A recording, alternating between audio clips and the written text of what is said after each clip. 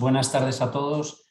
Bienvenidos a este foro de medicina de precisión, de nefrología y trasplante renal que hemos organizado en Cantabria y que espero que os resulte de interés y que podamos aprender todos de las excelentes charlas que vamos a escuchar.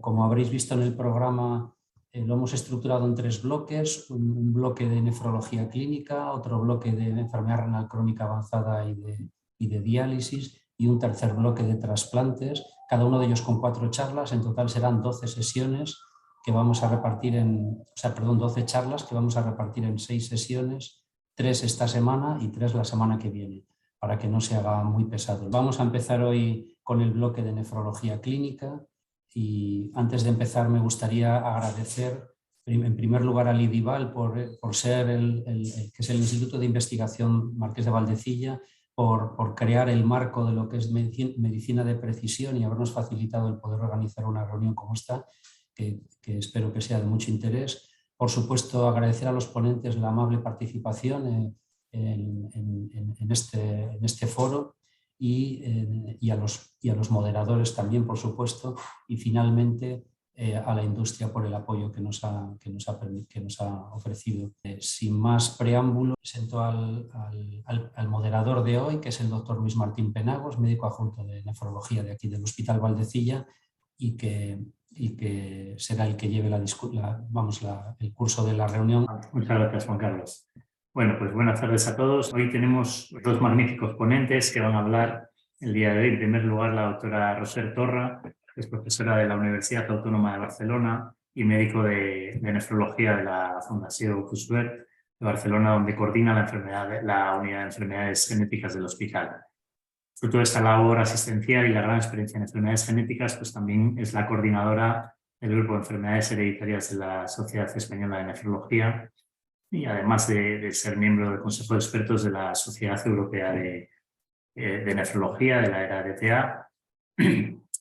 Yo no tengo el gusto de conocerla personalmente, pero bueno, tenemos la suerte de que varios de nuestros residentes han rotado en la unidad en Barcelona, en su unidad, y la verdad es que la satisfacción que nos transmiten ellos después del rotatorio es máxima. Muchísimas gracias, Luis, por tus palabras y a los resis por las referencias. Mi charla va a ser sobre genética y enfermedad renal crónica, o sea, un poco el peso de la genética en la enfermedad renal crónica.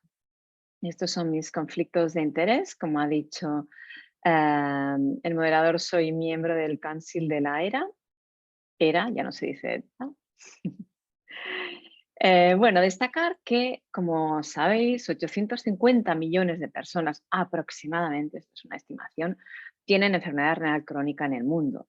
Y de estas, un porcentaje no despreciable, entre el 30 y 50% de los niños y de 10 al 30% de adultos, tienen una enfermedad renal hereditaria.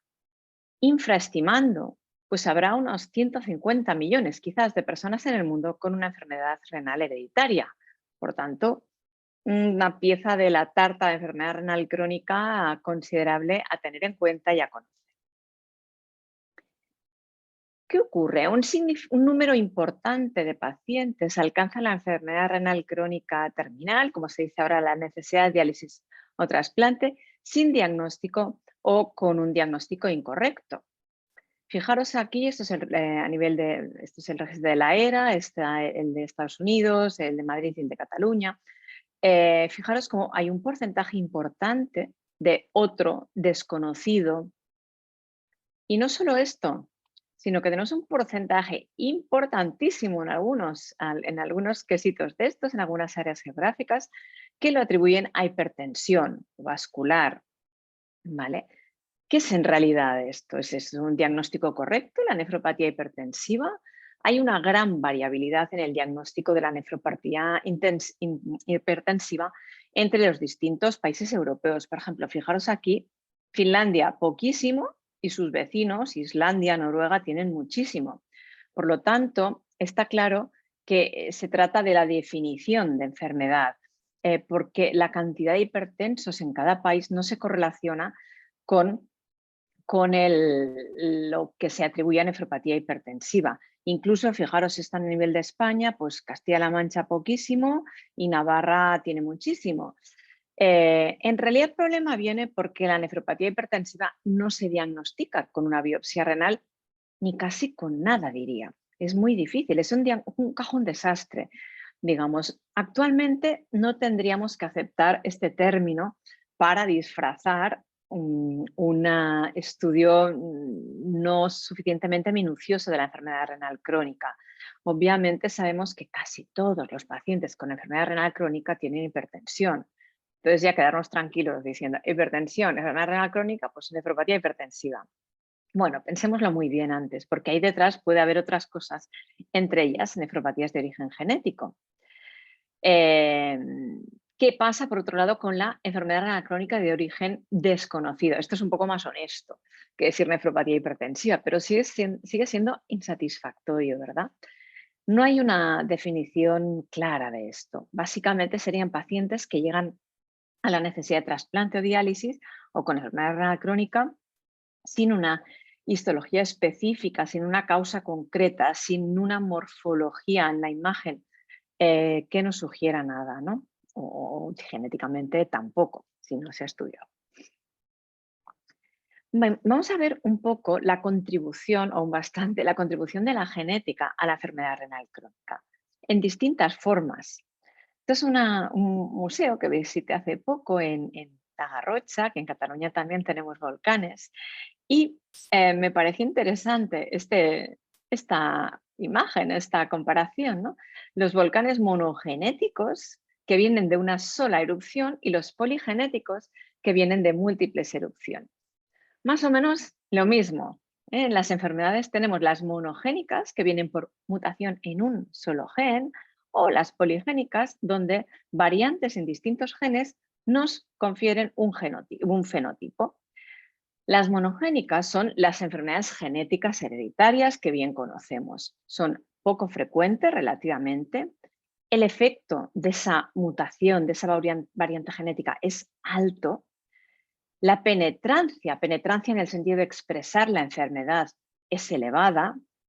El papel del entorno de factores ambientales existe, pero es moderado y se hereda de forma mendeliana. Autosómica dominante, recesivo, ligado al X, etc.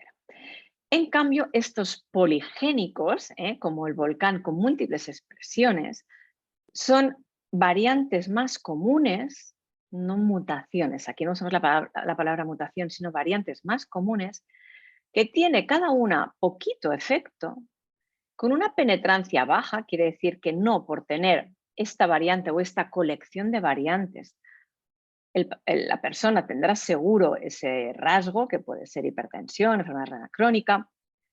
El papel del ambiente, factores ambientales, es fuerte aquí. La obesidad, una dieta inadecuada, la falta de ejercicio, la dislipemia, en fin, toda una serie de factores pesa mucho y no hay ningún patrón de herencia claro. Entonces, la reina en Europa del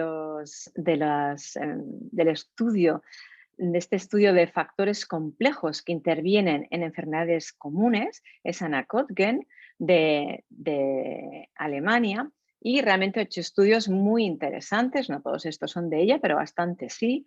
Por ejemplo, busca en el genoma qué colección de variantes o qué bingo tenemos que se asocia a la enfermedad renal crónica. A veces es un solo locus, aquí por ejemplo un MOD muestra una buena correlación, pero a veces es un poco un bingo, ¿no? Tener en varios genes, pues en este esta variante, en este otro esta otra, ¿vale? Se ha visto asociaciones con nefropatía membranosa, IgA, con el filtrado glomerular en sí mismo. Nada de esto tiene un patrón mendeliano, pero sí que hay una cierta predisposición genética. Y aquí ya dejo claro que esa IgA familiar que se había reportado, la mayoría de las veces se ha visto que era Alpor o casos no bien estudiados. Incidiendo más en el mismo concepto, tendríamos en el extremo de un gran efecto, pero alelos, variantes poco frecuentes, estas enfermedades monogénicas, o sea, las enfermedades hereditarias renales. Mientras que en el otro extremo tendríamos alelos bastante comunes que dan poco efecto, con poco impacto. Si vamos sumando, pues acabará teniendo bastante impacto, pero aquí hay un factor ambiental, de mala suerte, inmunológico, otros factores añadidos, ¿vale? Y quería destacar aquí estos, que luego entraremos con más detalle, las variantes en heterocigosis en COL4A3 y COL4A4, veremos hasta qué punto no deberían estar más por aquí, más que en monogénicas. Esto es un poco rompedor, pero luego lo comentamos. Vale, estas variantes en distintos genes que dan un riesgo, confieren un riesgo a padecer pues, enfermedad crónica o diabetes o hipertensión, no solo juegan un papel en estas enfermedades tan prevalentes, sino que también pueden jugar un papel en enfermedades claramente monogénicas. Aquí imaginemos que esto es un paciente con poliquistosis, pues si tiene una mutación muy mala, truncante, que es lo peor, el peso de la genética en blanco es altísimo y poquito papel hay seguramente para factores ambientales o para otros genes modificadores en azul. Mientras, como más leve es la mutación, por ejemplo, una missense de cambio de aminoácido en PKD2, pues el efecto del gen es menor. De hecho, estos pacientes, si llegan a diálisis, lo hacen muy tarde. Y claro, aquí nos pesan más los factores ambientales y también estos factores genéticos predisponentes, que también nos pueden explicar por qué dentro de una misma familia uno va peor que otro. Bueno, igual tiene una colección de variantes en genes que le empeoran el pronóstico. Por lo tanto, estas variantes del ADN como factor predisponente a enfermedad común, como la diabetes, dislipemia, hipertensión, insuficiencia renal en general, pero también con un papel en las genéticas, diríamos, menos graves. Bien, ¿qué pedimos? ¿Qué hacemos habitualmente para hacer un diagnóstico de una enfermedad renal? Evidentemente, análisis de sangre y orina bien completos, con inmuno, con lo que haga falta, imagen y muchas veces pedimos una biopsia renal. Pero, ¿qué ocurre con el test genético, estudio genético? ¿Verdad que no lo incorporamos normalmente, ¿no? En este estudio de enfermedad renal crónica? Pues bien, hay más de 300, y esto va aumentando y depende de cómo se mire, genes causantes de enfermedades renales crónicas. Hay un montón de enfermedades renales crónicas, ni los genes hay enfermedades renales hereditarias, ni los que nos dedicamos a esto. Las conocemos todas con detalle. Y gracias a la mejora en las técnicas de secuenciación, pues las cosas se han puesto cada vez más fáciles. Esto sería aquí arriba el esquema de varios genes. Mediante Sanger, que es lo que utilizábamos hasta hace unos años, esto lo que hacíamos era secuenciar trocitos de genes. Mediante los paneles de genes, lo que hacemos es secuenciar las regiones codificantes de un grupo de genes que son de nuestro interés. Pues en este caso, los renales, o se puede ser más concreto, los de tubulopatías o los de enfermedades quísticas renales. Nosotros particularmente, la doctora Elizabeth Tars ha desarrollado el de enfermedades renales en general. Luego tenemos la técnica del exoma, donde secuenciamos todos los exones del genoma. Y finalmente la secuenciación de todo el genoma. A la práctica clínica, ¿qué hacemos? Pues básicamente mediante paneles de genes o bien exoma. Si se hace exoma, en práctica clínica luego se suelen analizar los genes de interés. Por ejemplo, en una poliquistosis que se hace con exoma, pues se va a mirar los genes de la poliquistosis, que por cierto no se cubren muy bien con exoma. Entonces esto sería lo más común. Entonces en un extremo tendríamos genoma, que ya sería actualmente un poco aún de investigación, y en todo caso exoma y genoma serían más dedicados a aquellos casos en los que necesitamos mucho diagnóstico diferencial, no tenemos muy claro qué tiene el paciente, paneles de genes para cuando se sospecha una nefropatía hereditaria, y luego Sanger, la secuenciación está más manual y a trocitos, la seguiríamos conservando cuando hay una alta sospecha de una enfermedad causada por un gen pequeño. Por ejemplo, el Fabry tiene 7 exones, y algún otro pequeñito.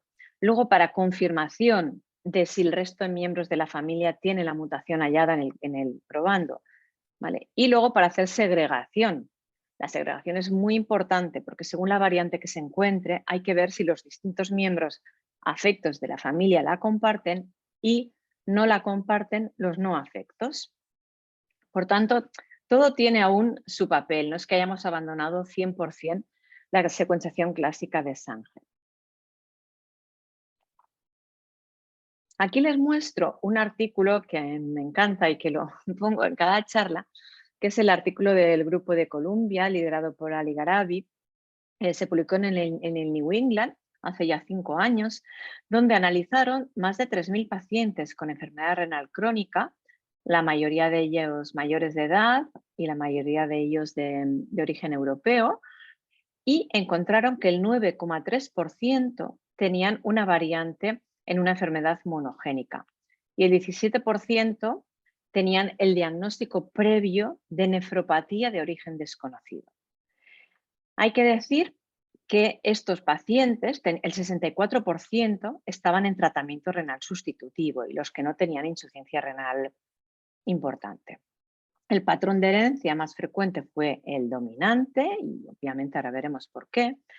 Y decir que en casi todas las enfermedades renales hereditarias las mutaciones son muy variadas. Por desgracia no podemos decir, pues los que tienen poliquistosis el 90% tienen mutación en un gen o ALPOR. No, casi cada familia tiene su mutación. De manera que encontraron que el 59% de las variantes solo las tenía un solo paciente. Hay que decir que este 9,3% está bastante infraestimado porque PKD1 no se cubre muy bien con exoma, que es como lo hicieron, y MUC1 no se cubre en absoluto. Entonces, seguramente está infraestimado y además aquí los pacientes tenían enfermedad renal avanzada, por lo tanto, muchas tubulopatías que no dan insuficiencia renal o muchos ALPORs leves no están. Bueno, de lo que encontraron, pues el 31% de los que tenían un estudio genético positivo tenían poliquistosis y un 30% variantes en los genes del colágeno.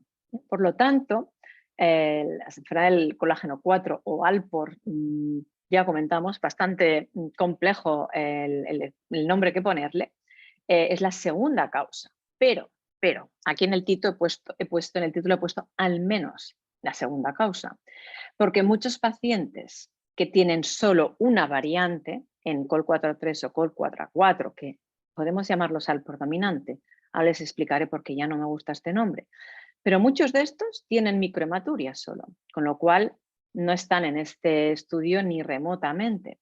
Con lo cual, si incluimos estos, como causa de insuficiencia renal, seguro que la poliquistosis, pero causa de enfermedad renal crónica, seguramente es el ALPOR, o como le llamemos.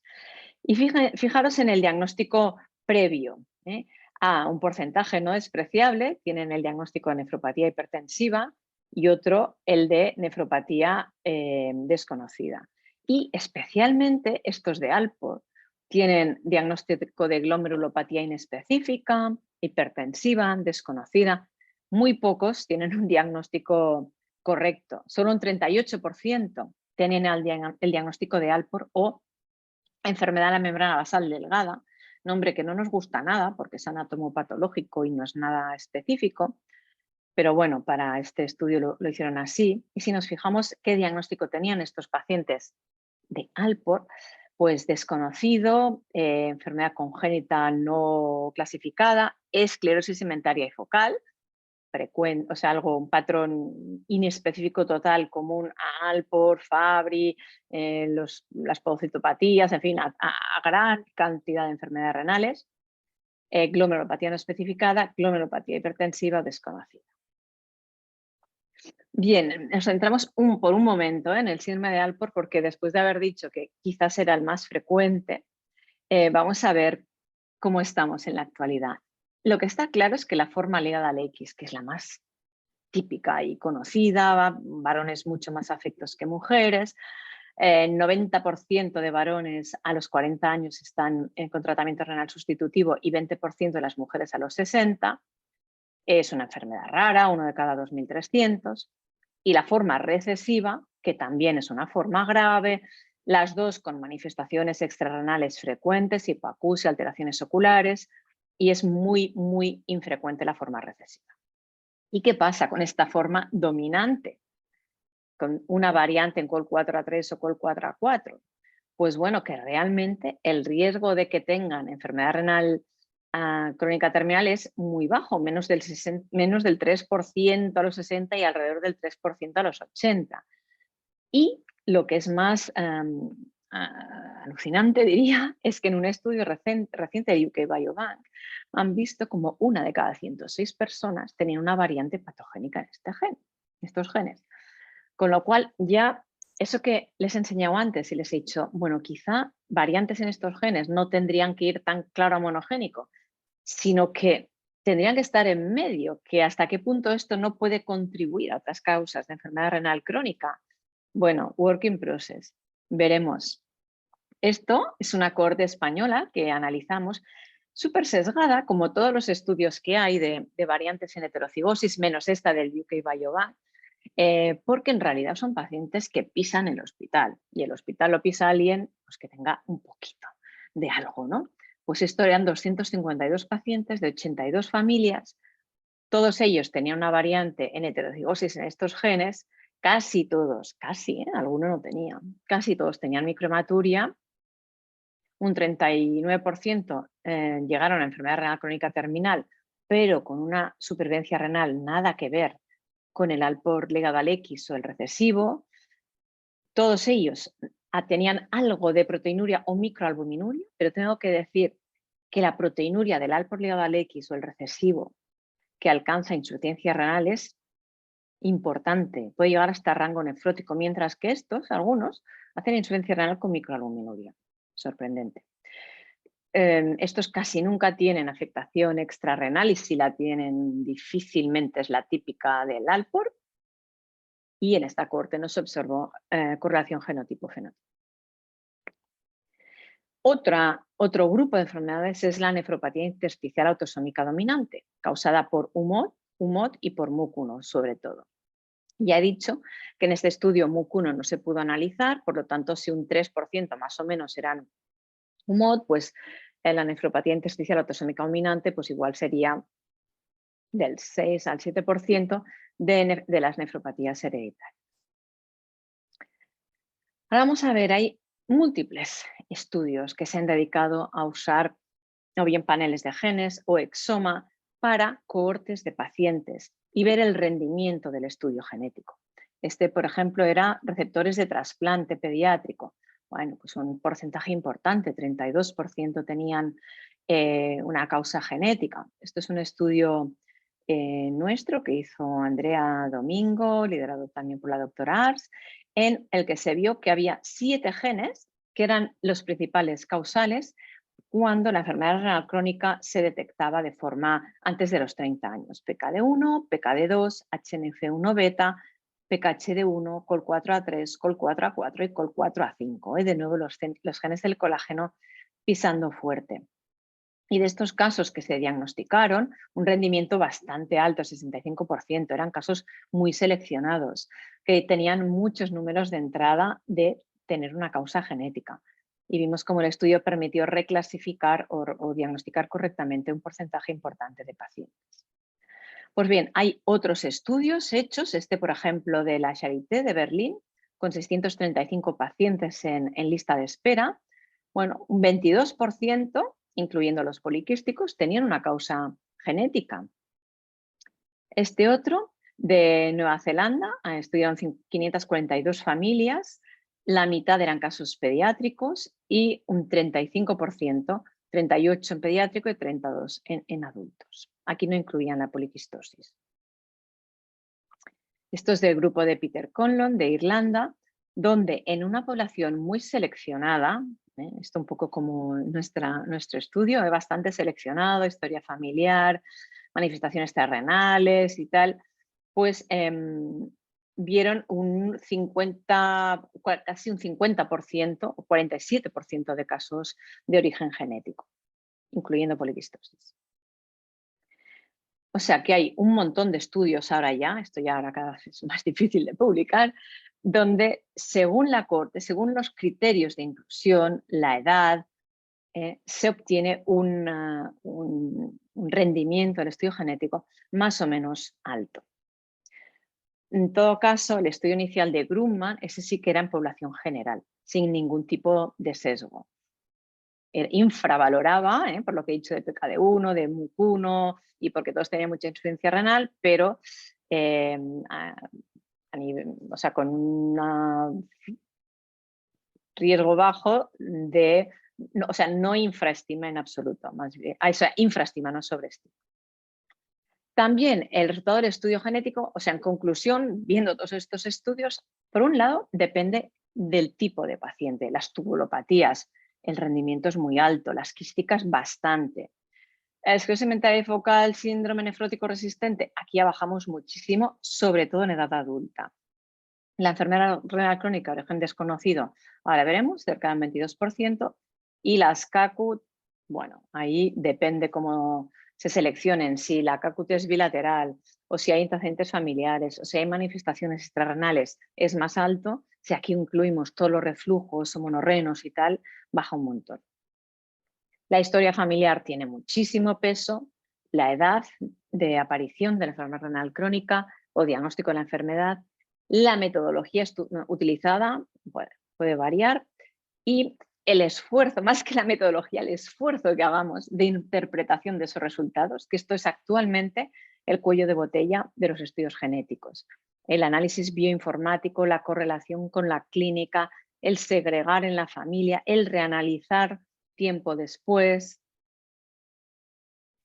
¿Y qué ocurre con estos que hemos dicho que tienen enfermedad renal crónica de origen desconocido? Pues también hay varios estudios, también según el criterio de selección varía, pero fijaros como el Alport sigue pisando fuerte y sigue siendo la primera causa de nefropatía de origen desconocido. Básicamente, estos que están aquí, pues estos no tienen hipoacusia o no tienen las alteraciones oculares típicas o no hay una historia familiar clara, porque si no, ya les habrían diagnosticado. O sea que básicamente es la forma esta dominante. Aquí en una corte pediátrica pues tenemos la nefronoptisis. Y eso, el rendimiento varía, también depende a qué le llamemos enfermedad renal crónica de origen desconocido. Esto es un metaanálisis de varios estudios en los que se ha visto en conjunto que un 22% de casos de nefropatía de origen incierto tenía una base genética.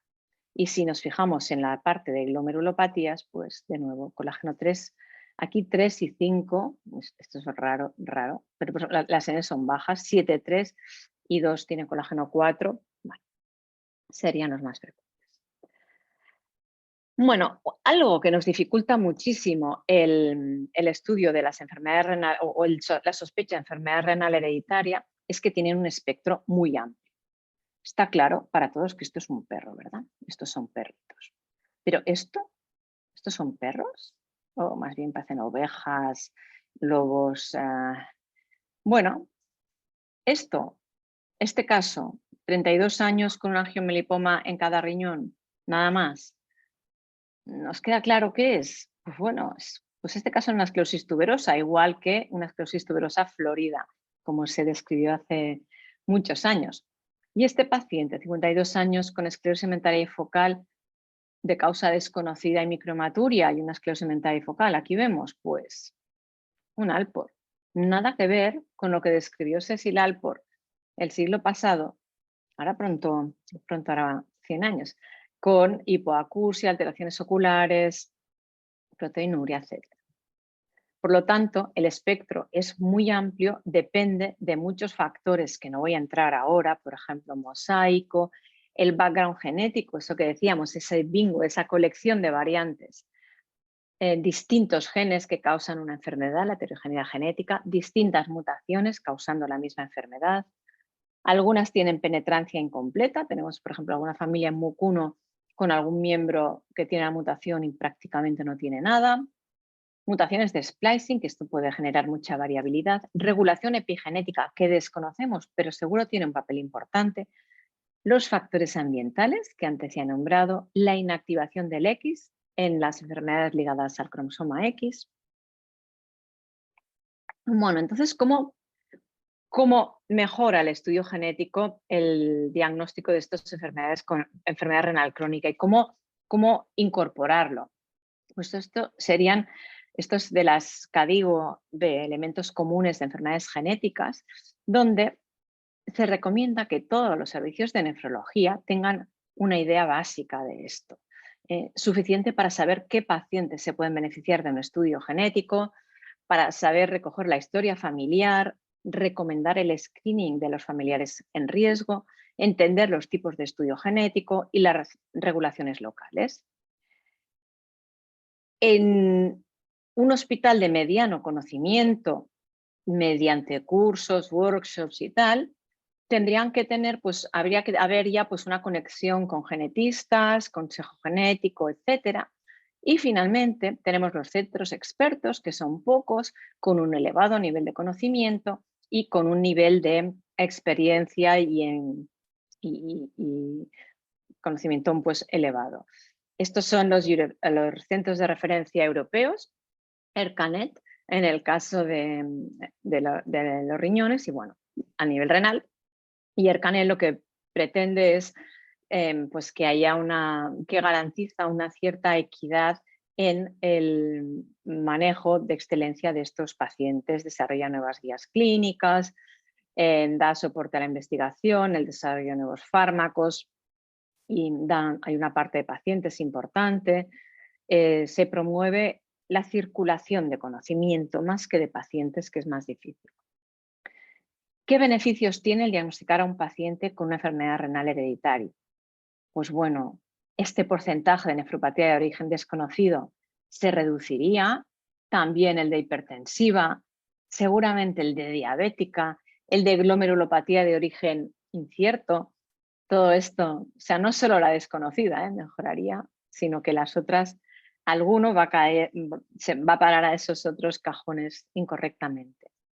Pero además hay lo que diríamos genes o mutaciones accionables, no sé si es muy correcto, actionable, o sea que de ese diagnóstico se desprende una acción, ¿no? Por ejemplo, un diagnóstico de una enfermedad que tiene un tratamiento específico, Fabry, peroxaluria, cistinosis, ciertas tubulopatías, pues el diagnóstico claramente aporta muchísimo. Otras, como el Alport, no tiene tratamiento específico, pero sí renoprotector, no tiene momento. Luego, en otras, por ejemplo, no se evita el uso de inmunosupresores en síndromes nefróticos corticoresistentes o proteinurias con glomerulosclerosis cementaria focal, que se intentan cortis, inmunosupresores y tal. Pues bueno, si el estudio genético es positivo, no hace falta intentar todo esto. Con renoprotección ya es suficiente. Luego también podemos saber la recurrencia, del riesgo de recurrencia tras un trasplante.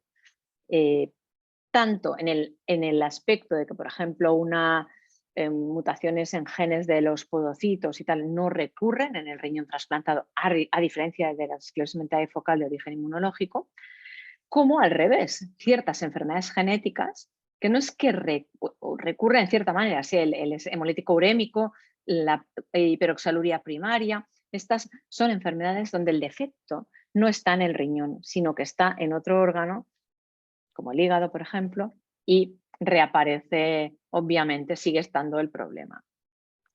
Luego hay otras que tienen manifestaciones extrarrenales y al diagnosticarlas podemos ir a buscar estas otras manifestaciones.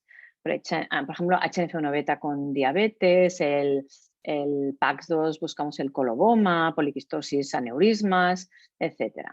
Y finalmente, para cualquier paciente en el que se diagnostica una enfermedad hereditaria, sea renal o sea lo que sea, pues se hace un consejo genético y se ofrece la posibilidad del consejo reproductivo para que puedan optar, si quieren, a no tener un hijo afectado.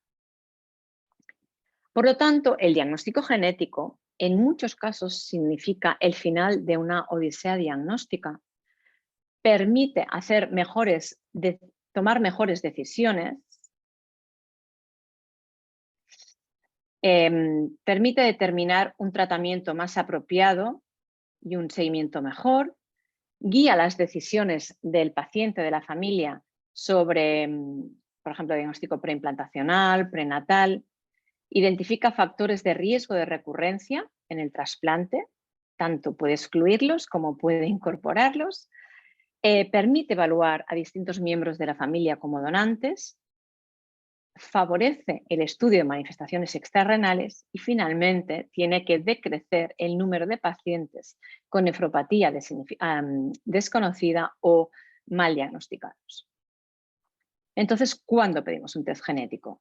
Cuando sospechamos una enfermedad hereditaria, cuando hay una historia familiar, cuando la alteración es congénita, o sea, el nacimiento, cuando debuta en una edad precoz, yo diría que todos los menores de 30, 40 incluso años con una nefropatía que no esté clarísima, hay que hacerles un estudio genético. Cuando hay microhematuria y esclerosis mentaria y focal de causa desconocida, cuando hay manifestaciones extrarrenales, en una nefropatía intersticial crónica sin causa clara y evidentemente cuando no sepamos lo que es. Y estas son las probabilidades que nos salga positivo, ¿no? Con historia familiar mucho más, las tubulares, las quísticas, todo lo sindrómico, las que aparecen al nacer, no todas, no congénito no significa genético, ¿no? Ahí pueden haber malformaciones porque tiene un problema el embrión que no es genético, pero bueno, las anomalías genéticas en número importante pueden ser genéticas, hay congénitas pueden ser genéticas, el debut antes de los 30 años, hematuria con proteinuria, esclerosis mentaria y focal, nefropatía intersticial de origen desconocido. Y bueno, finalmente, y ya casi finalmente, ¿qué hacer con un test genético negativo? Bueno, pues técnicamente considerar que no haya espacios, regiones no cubiertas con el test que utilicemos, el panel o lo que hagamos, genes o exones que no estén capturados o tipos de mutaciones que no quedan bastante cubiertas con el panel o el exoma, lo que sea, CNVs, inserciones de lesiones grandes, mosaicismo, retrotransposición, UNTRs, mutaciones en variantes, hay variantes en regiones no codificantes. Otra cosa muy importante es el reanálisis de datos, que ahora veremos un ejemplo, con el tiempo después de haber dado el resultado, el laboratorio que se le ocurra lo reanaliza, o sea, un caso que claramente dices, vamos, si es que toda la familia tienen algo y sale negativo el resultado, pues está bien reanalizarlo con el tiempo. Luego tenemos que pensar que no todo lo que nos parece genético va a ser genético. Estos que he dicho que hay un fondo genético, pero no un único gen, esto no lo vamos a encontrar. Y evidentemente, pues no todo es genético, hay cosas no genéticas, hay inmunológicas. Y lo que os decía, lo del reanalizar. Esto es un estudio muy interesante publicado en el New England, no es específicamente renal, pero aplica perfectamente. 2 cohortes que se reanalizaron tiempo después, incrementó enormemente el porcentaje de pacientes con una enfermedad genética identificada. En gran parte porque durante este periodo se identificaron nuevos genes. Esto es algo que ocurre, no diré cada día, pero vamos, casi cada semana o cada mes, ¿no? También el mejor estudio clínico, el hacer estudio familiar, la reclasificación de variantes que ocurre en un informe, te ponen variante significado incierto y con eso no puedes hacer gran cosa. Pero luego alguien con esa misma variante tiene toda una familia y ve que todos los miembros afectos lo tienen y los no afectos no lo tienen, o hace un estudio funcional y lo etiqueta de variante patogénica. Pues entonces, al reanalizarlo, encontraremos esa cita o esa referencia y lo podremos reetiquetar. Total, que el futuro creo que pasa, futuro quiero creer que ciertamente, en cierta manera presente, por considerar, no por pedir a todo el mundo, por considerar el test genético en el estudio de la enfermedad renal crónica. Y finalmente, los mensajes para llevar a casa, pues que un porcentaje importante de pacientes que alcanzan la necesidad de tratamiento renal sustitutivo no tienen diagnóstico o lo tienen incorrecto y puede ser una enfermedad genética. La nefropatía hipertensiva, que queda claro que no nos gusta, que a verla hayla seguramente, pero no tanto como se reporta, que los test genéticos tienen un alto rendimiento en la enfermedad renal crónica de gen incierto, que las enfermedades genéticas, renales o no renales, tienen un fenotipo muy amplio, clínicamente se expresan de forma muy diversa y esto nos ha ayudado a entenderlo, a verlo la NGS, e incluir un panel de genes o un exoma en el estudio de enfermedad renal, yo diría si hay algún atisbo de que lo pueda ser o si nos quedamos sin ningún diagnóstico. Pensar que no hay límite superior de edad para el estudio genético. Pacientes con MUC1 que van a diálisis a los 80 años, poliquísticos que no van en la vida. Bueno, identificar una enfermedad genética implica que hay ciertas acciones a tener en cuenta, a tomar, terapéuticas en algunos casos, de manejo en la mayoría. Es importante educar a la comunidad nefrológica en el ámbito de las enfermedades genéticas y hay que pensar en una enfermedad genética porque si no, no se diagnostica. Gracias a todo mi equipo y a las agencias financiadoras y hasta aquí. Espero que haya sido de vuestro interés y si hay alguna pregunta, pues encantada de responderla. Muchas gracias, Roser. La verdad es que mientras hacías la charla, pues iban pasando pacientes, ¿no?, por delante, que ibas describiendo cosas que digo, joder, pues este paciente podría clasificarlo aquí otro, supongo que los compañeros que nos están viendo, pues algo parecido, ¿no? Bueno, yo había apuntado alguna pregunta para hacerte, que muchas me las has respondido yo durante la charla, ¿no? Una era una de las diapositivas del final, ¿en qué pacientes hacer el estudio genético? Porque al final, bueno, pues teníamos la idea, pues mucha información de golpe y para acotar un poco pacientes, sobre todo aquellos que no tenemos claramente un diagnóstico y que los hemos encasillado en nefroesclerosis y luego pacientes.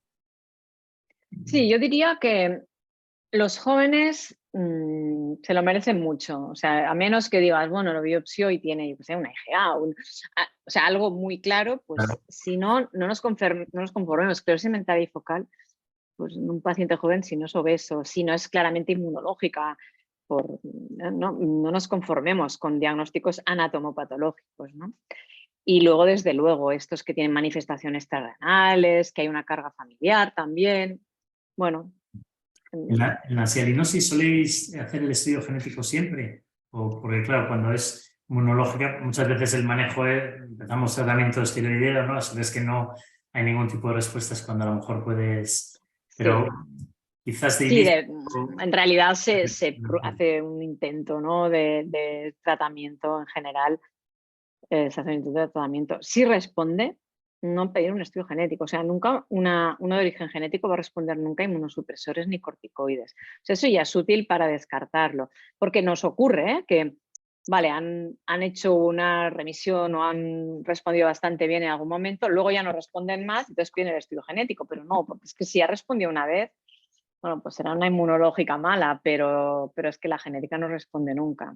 Luego también, pues ahora con el boom que están teniendo los ISGLT2, ¿no?, los glucosúricos, claro, sí que cuando hay enfermedad renal crónica, pues hay indicación ya de usarlos. En estas enfermedades genéticas que ya tienes un diagnóstico, ¿tienen un papel o crees que puede tener un papel en reducir la progresión de la nefropatía o frenarla?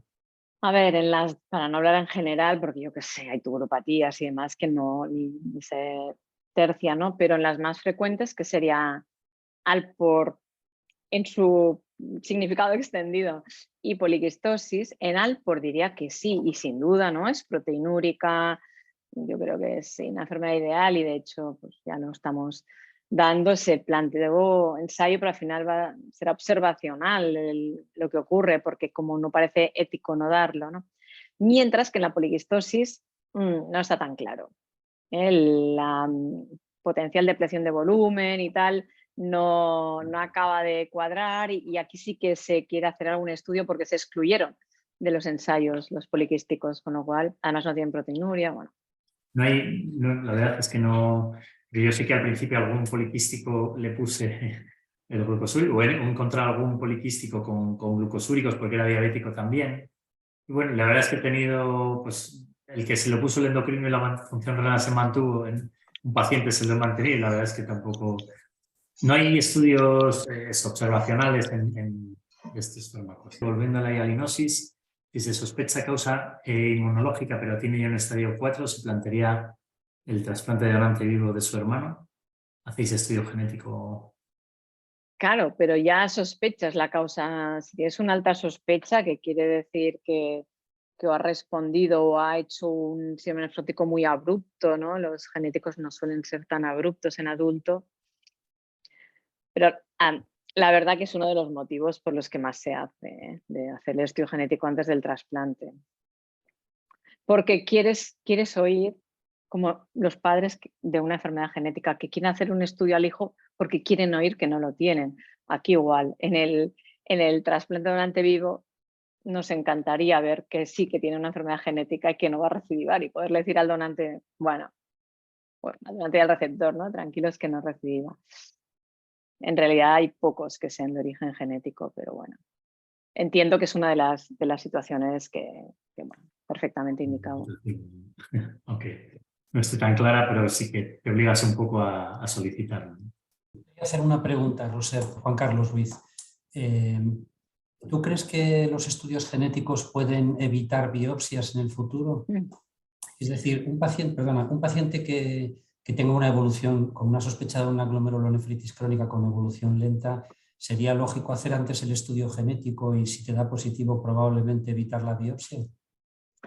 Mira, yo lo he defendido mucho esto, pero en este momento tengo mis dudas en el Alport. O sea, no en otras, ¿eh? Pues si es una podocitopatía, pues claramente lo es, y si es un Bartes, yo qué sé, la mayoría sí. Pero en el Alport, esto que os he dicho tan frecuente, 1 de cada 106 personas, a mí ahora me da miedo, porque pienso, a ver, tienes un paciente con proteinuria y hematuria, le pides el estudio genético, ¿te sale que tiene una variante de esta? ¿Y quién te dice que no tenga una IgA además? Porque claro, si 1 de cada 100 personas tiene una variante de estas, perfectamente puedes tener otra cosa. Esto no te cura de tener algo más. Entonces, tengo mis dudas en caso de esto, no lo sé, creo que tenemos que saber más, pero en el COL4A3 y 4 tengo mis dudas que nos tengamos que conformar con eso. O sea, es que ya no lo sé, sinceramente, me da miedo que se nos pase algo. Ahora, como la verdad que mucho de los estudios genéticos del COL4A3, o sea, que sale COL4A3 y 4, es porque se ha hecho una biopsia renal, que se ve esclerosis mentaria focal o nada en concreto, entonces en general ya la tenemos hecha, ¿eh? Pero si se diese el caso de un adulto, entonces más en adultos también yo creo que vamos a la biopsia directa casi, ¿no? Y en los niños, que iríamos más al estudio genético, también sería más raro que tuviesen otra cosa. Pero bueno, o sea, para mí no perder, no olvidarnos de que eso, de que es tan frecuente el tener variantes patogénicas, que es que una cosa es tener variantes, pero de estas causantes de enfermedad tan frecuente, pues que esto no nos quite el pensar en otra enfermedad. Aprovecho yo para preguntarte sobre el tema de los dineros. Porque esto, claro, tiene implicaciones económicas, ¿no? Es decir, lo ideal sería pedir estudios genéticos con mucha libertad, probablemente para pillar los casos, pero esto tiene implicaciones económicas que ahora mismo pues no sé si podemos justificar. Vamos, científicamente yo creo que sí, pero los gestores hay que convencerlos, ¿no? Exacto, hay que convencerlos, porque total, esto es una vez en la vida. Y que valdrá, pues como una resonancia, depende, como una resonancia, como una arteriografía, como menos que una biopsia renal, ¿vale? Claro, y una biopsia renal tienes que convencer a nadie. Esto es más barato que una biopsia renal. Entonces, yo creo que es un tema de educación. O sea, les viene un concepto nuevo que es un análisis y dicen, hombre, un análisis, me saco, esto vale una muestra de sangre que lo analizan, tanto me va a costar. En cambio, si les dices, pues, yo qué sé, se va a hacer una artroscopia o, no sé, o, yo qué sé, alguna técnica, una mediastinoscopia para llegar ahí esto es muchísimo más caro. Cualquier procedimiento que implique ingreso y sedación, lo que sea, ya es más caro que esto, ¿no? Creo que es un poco labor de todos, ¿eh? Defenderlo en nuestras instituciones y, bueno, de las sociedades científicas y de cada uno de nosotros. Sí, yo creo que también somos los primeros que tenemos que concienciarnos y ver las posibilidades que tenemos, ¿no?, con los estudios genéticos de nuestros pacientes y luego pelearlo por conseguir que se hagan con más frecuencia, ¿no? Muchas gracias por la charla, la verdad es que ha estado muy interesante y todo. Muchas gracias. Gracias a vosotros. Muchas gracias, Roser. Adiós. Hasta Adiós. luego. Empezamos con la segunda charla. Bueno, el ponente que tenemos ahora es el doctor Praga, pues no necesita presentación, es catedrático de Medicina y jefe de servicio del Hospital 12 de Octubre en Madrid y actualmente pues, colabora como profesor emérito y me han chivado que también le cuesta soltar la consulta de enfermedades glomerulares, ¿no? Que con frecuencia va al hospital a repasar los pacientes que trataba anteriormente, ¿no?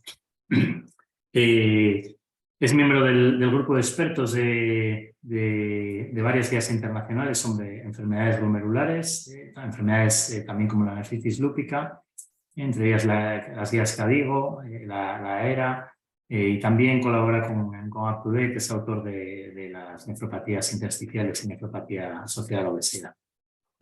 Aparte es el fundador y el coordinador del grupo de enfermedades glomerulares de la Sociedad Española de Nefrología, la GLOSEN.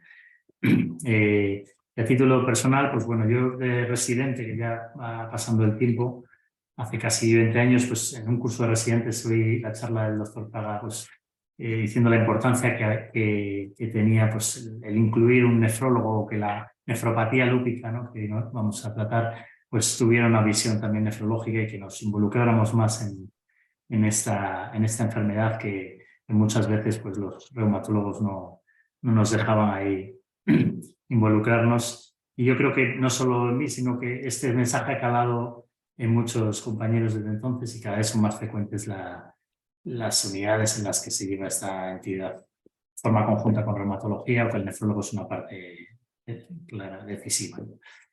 Pues muchas gracias, doctor Praga. Muchas gracias y muchas gracias por la invitación. Es un placer compartir este tiempo con vosotros. Gracias por las amables palabras. Y de lo que voy a hablar es de lo que veis aquí, avances en el tratamiento de la nefritis lúpica, que es un tema pues de muy clara actualidad porque han salido diversos estudios fundamentales. Yo a lo largo de la presentación me voy a basar mucho en un documento de consenso que hemos elaborado dentro del grupo GLOSEN y que ha sido publicado recientemente en Nefrología y que creo que resume muy bien y actualiza el escenario actual del tema, ¿no? Estos son mis conflictos de interés. Y bueno, ya todos saben que lupus es una enfermedad, es el paradigma de la enfermedad sistémica autoinmune, ¿verdad? Puede tener muchísimas manifestaciones clínicas, pero la gravedad del lupus se dispara cuando hay una afectación de algún órgano.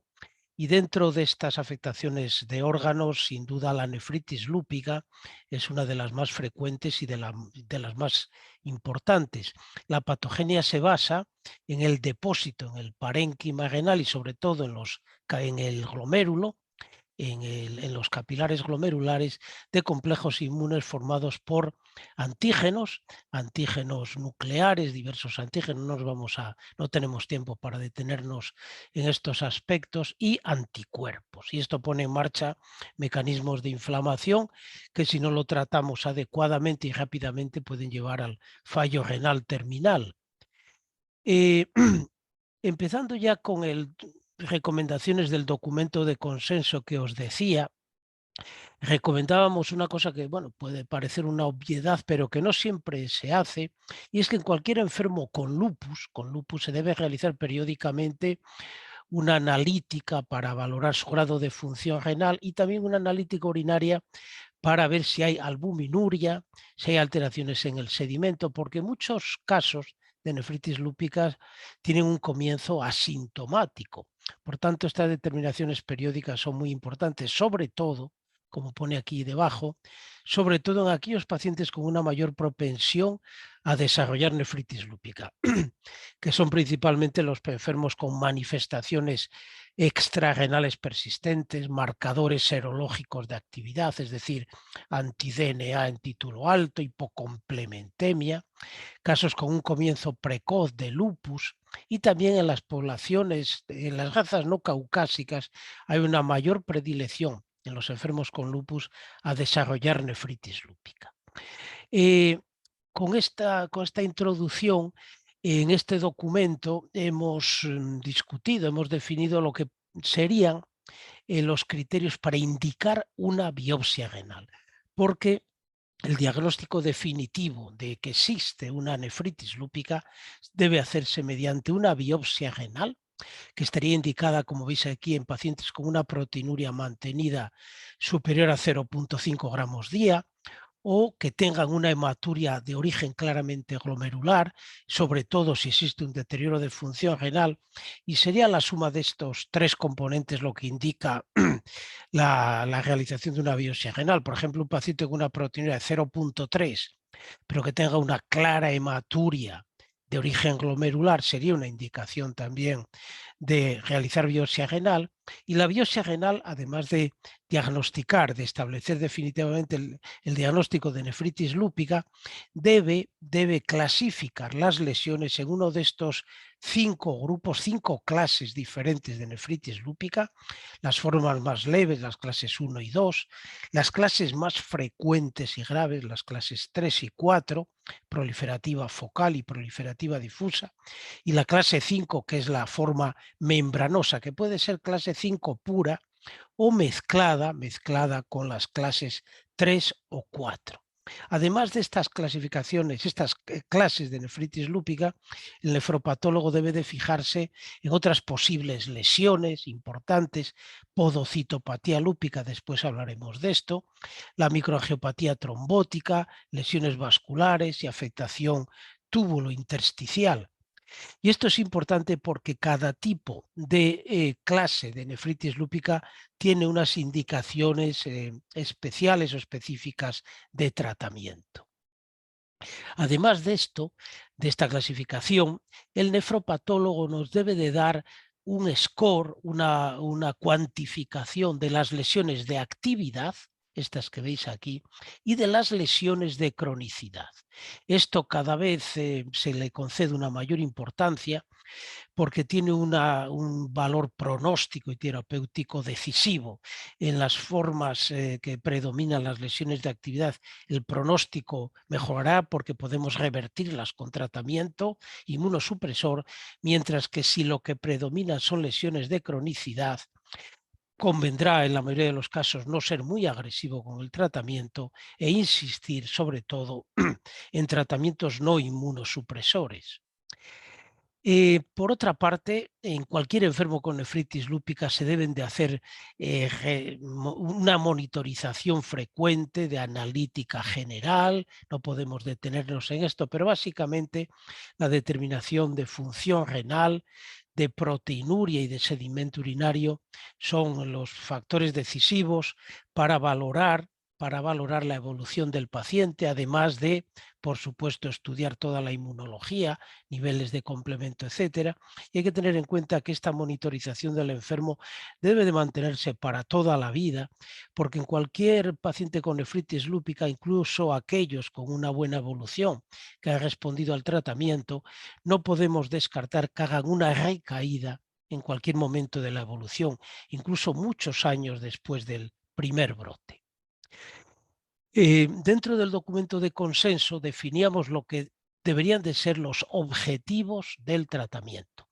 Lo ideal sería conseguir una remisión completa, es decir, una proteinuria inferior a 0,5 gramos en 24 horas o bien un valor equivalente en cociente proteinuria creatinina, menos de 0,5, un sedimento urinario inactivo, una albúmina sérica normal y un filtrado glomerular normal o que sea menos de un 10% inferior a lo que tenía el enfermo antes del brote. Un objetivo menos ideal, pero que es importante, por supuesto, alcanzarlo, sería una remisión parcial definida como una reducción de proteinuria de al menos un 50% y que la proteinuria se estabilice entre 0,6 y 3,5 gramos día, que sería el límite nefrótico. También una reducción de hematuria, un incremento de albúmina y una recuperación de función renal. Lógicamente, antes de los enfermos que alcanzan una remisión completa, pasan antes por los criterios de una remisión parcial, y la no respuesta la definiríamos como la ausencia de remisión completa o parcial. En los últimos años se ha visto con cada vez mayor claridad que la cuantía de la proteinuria tiene un valor decisivo, para configurar el pronóstico a largo plazo de un paciente con nefritis lúpica y para valorar la respuesta al tratamiento. Esto se ha hecho en base a análisis estadísticos de algunos de los trials, de los grandes trials que se han publicado en los últimos años.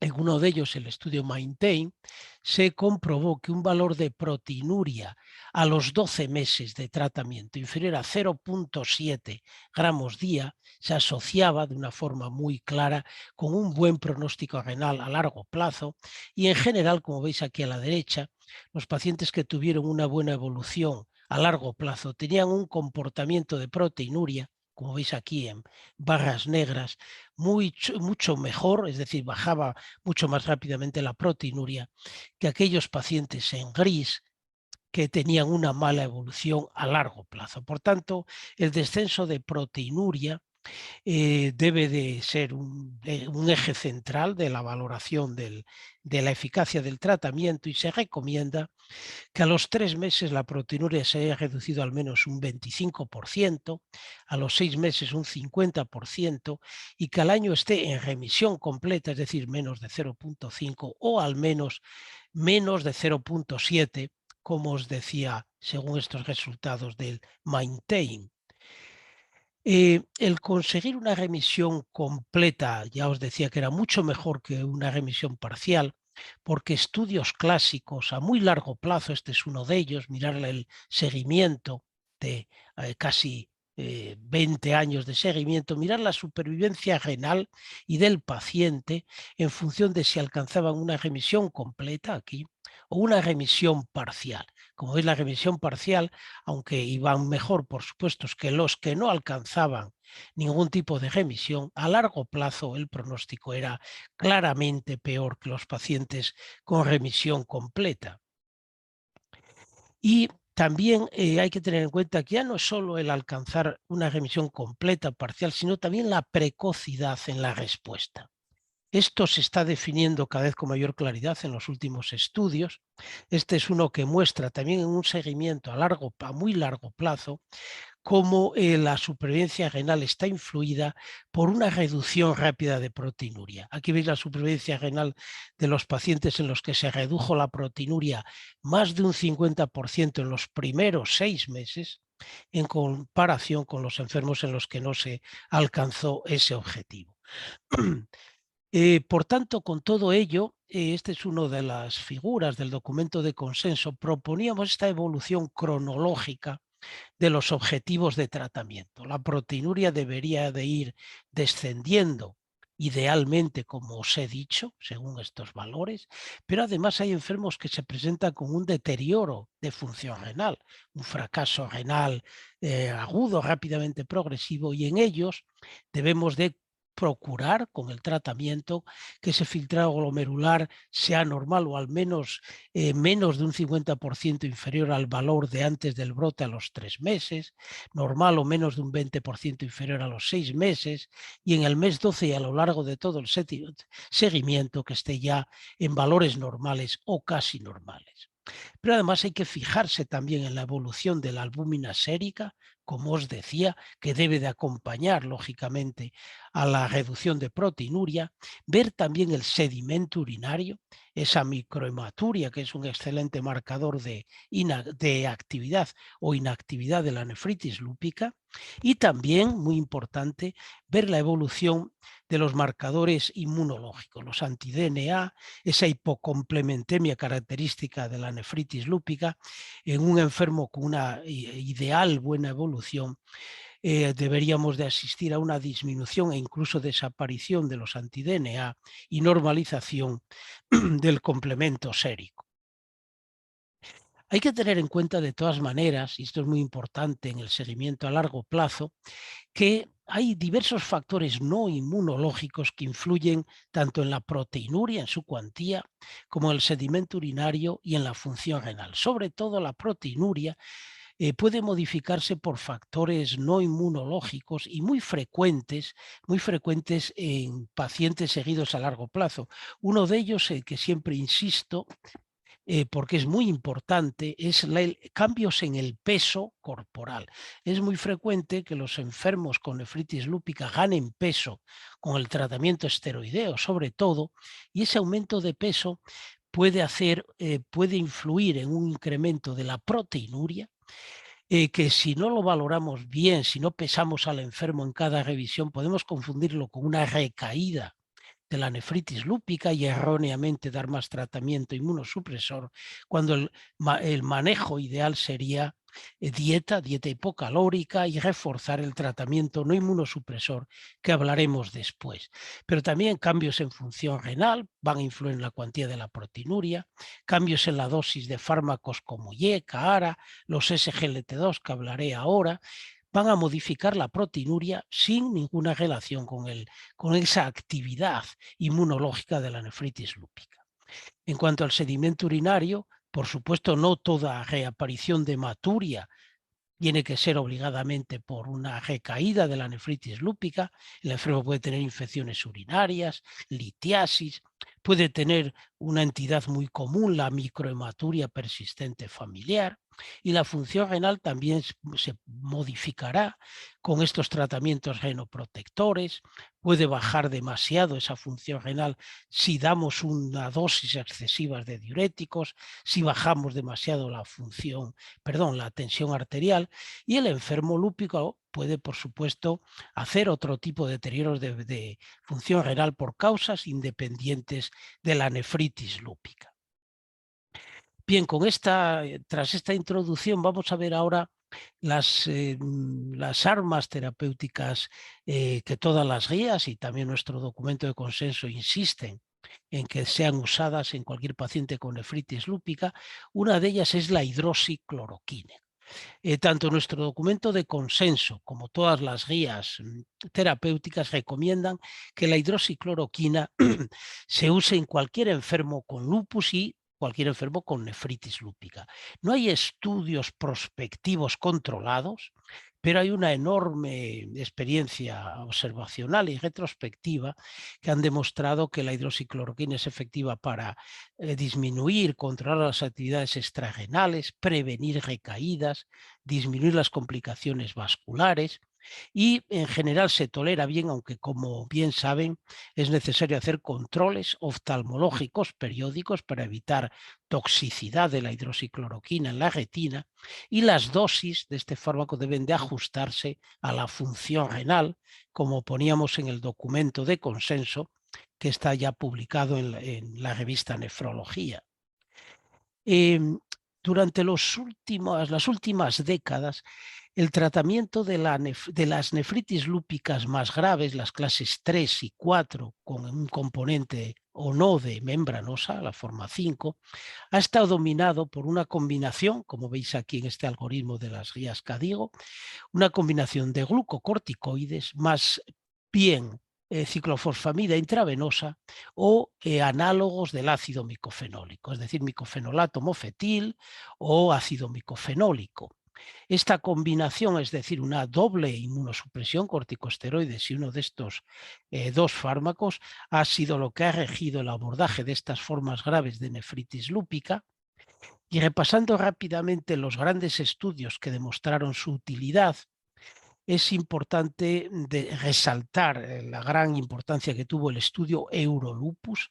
Hasta este estudio, la ciclofosfamida intravenosa se administraba en forma de bolos intravenosos mensuales durante 6 meses y posteriormente bolos biotrimestrales y con una dosis acumulada bastante alta.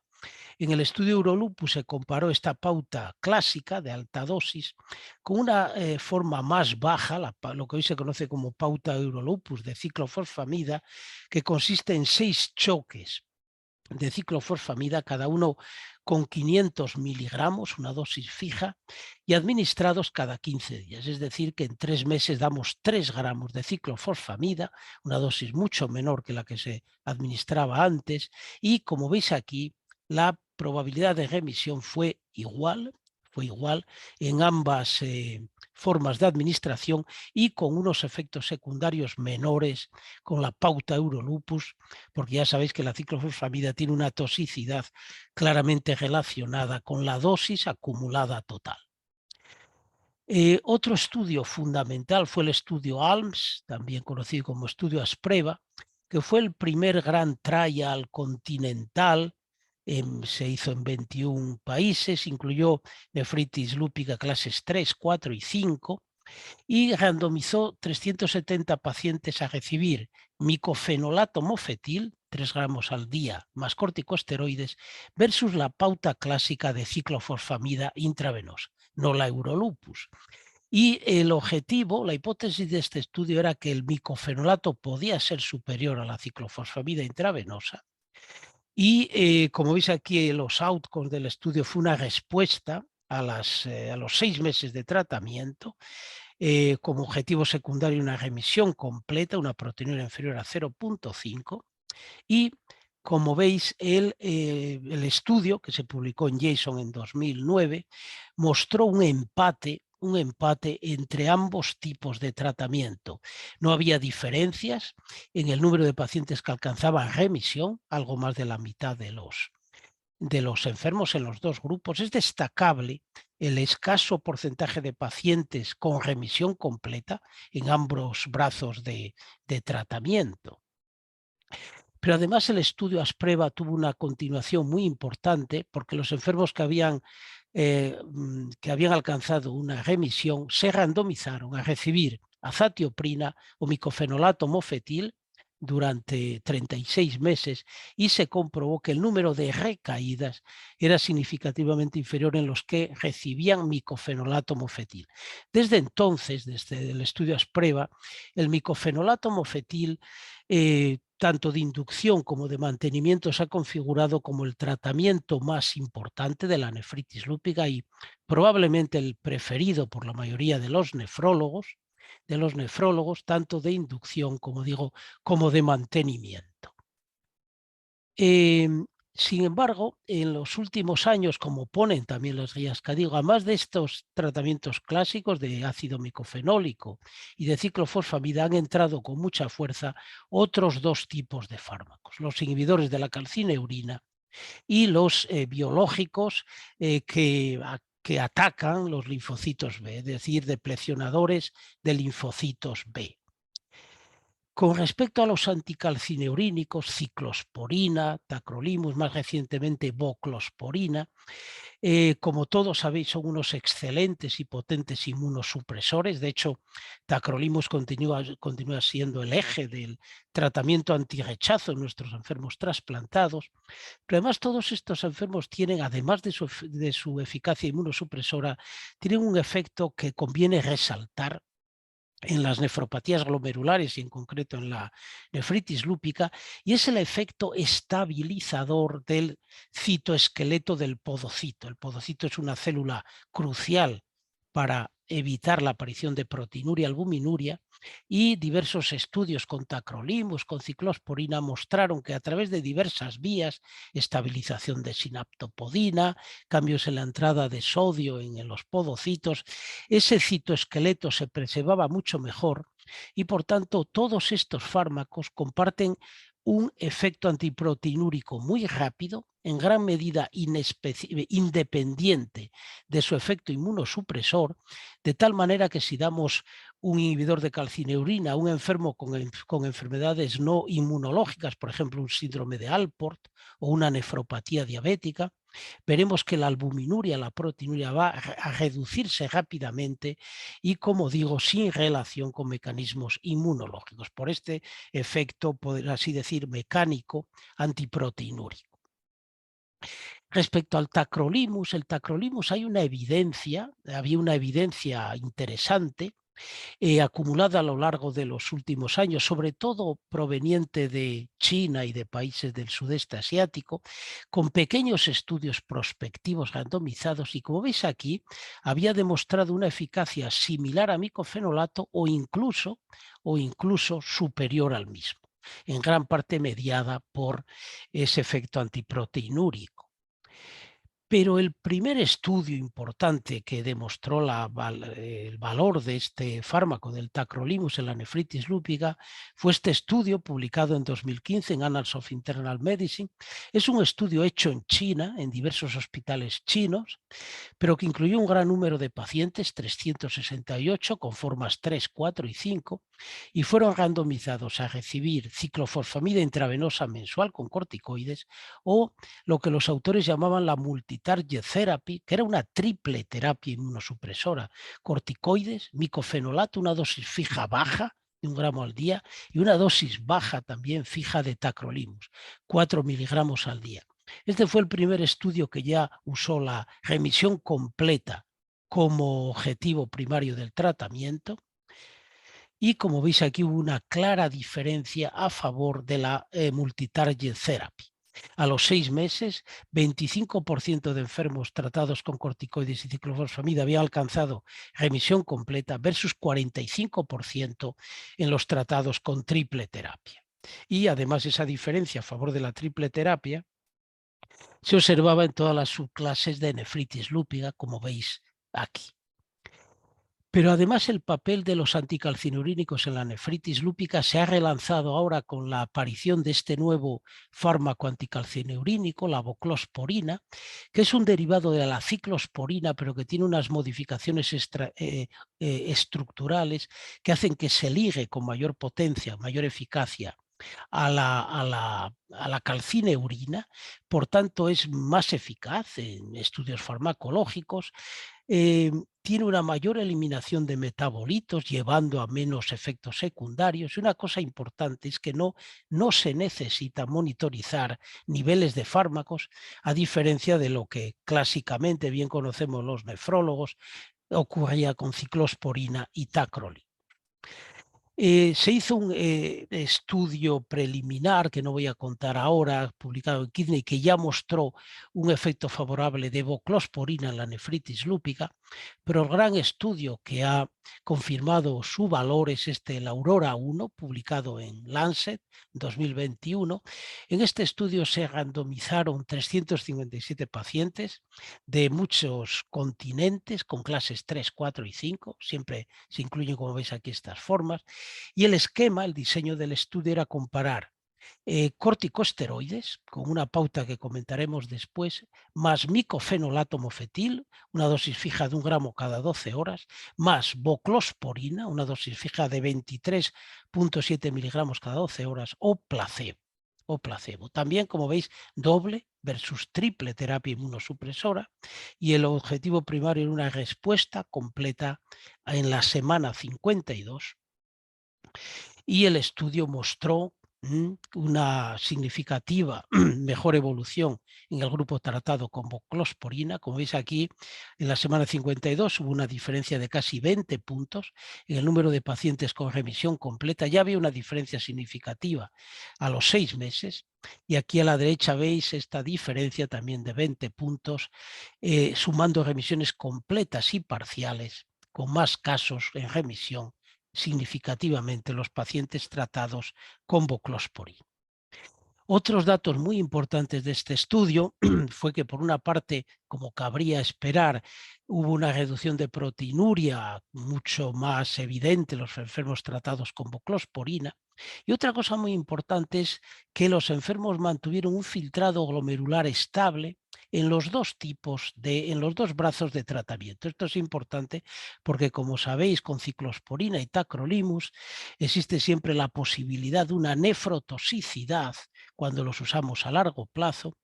Bien, es verdad que habitualmente con niveles más altos, pero en el seguimiento de este estudio no se observó ninguna señal de nefrotoxicidad. Han salido ahora estudios a más largo plazo, seguimientos de 3 años, y se mantiene esa esa ausencia de nefrotoxicidad de la voclosporina, aunque necesitaremos más estudios y a más largo plazo.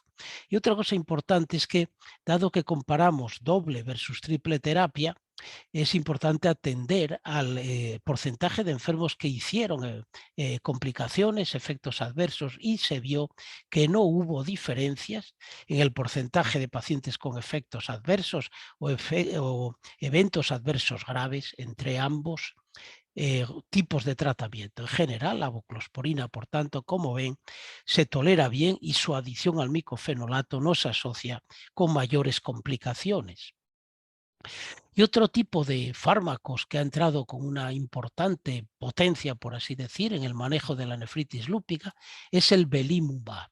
El belimumab es un fármaco que bloquea el BLyS. El BLyS es un factor estimulante de linfocitos B, y ya existía una evidencia importante en estudios prospectivos hechos con belimumab que demostraban que este fármaco es efectivo para disminuir la actividad extrarrenal del lupus, disminuían los niveles de anti-DNA, mejoraba la hipocomplementemia, disminuía la necesidad de corticoides, pero no se había estudiado formalmente en un gran estudio su posible eficacia en la nefritis lúpica, y este fue el primer estudio publicado en New England Journal of Medicine en el 2020 que analizó la posible eficacia de belimumab en pacientes con nefritis lúpica clases 3, 4 y 5.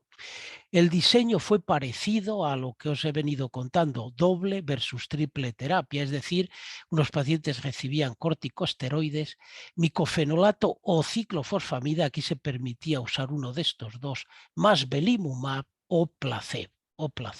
Se randomizaron muchos pacientes, casi 450 casos, y el objetivo del estudio fue una cosa que los autores definían como primary efficacy renal response, una proteinuria inferior a 0.7, aunque también estudiaron una respuesta renal completa con una proteinuria inferior a 0.5. Y como veis aquí, hubo una diferencia significativamente estadísticamente significativa a favor de los que habían sido tratados con belimumab.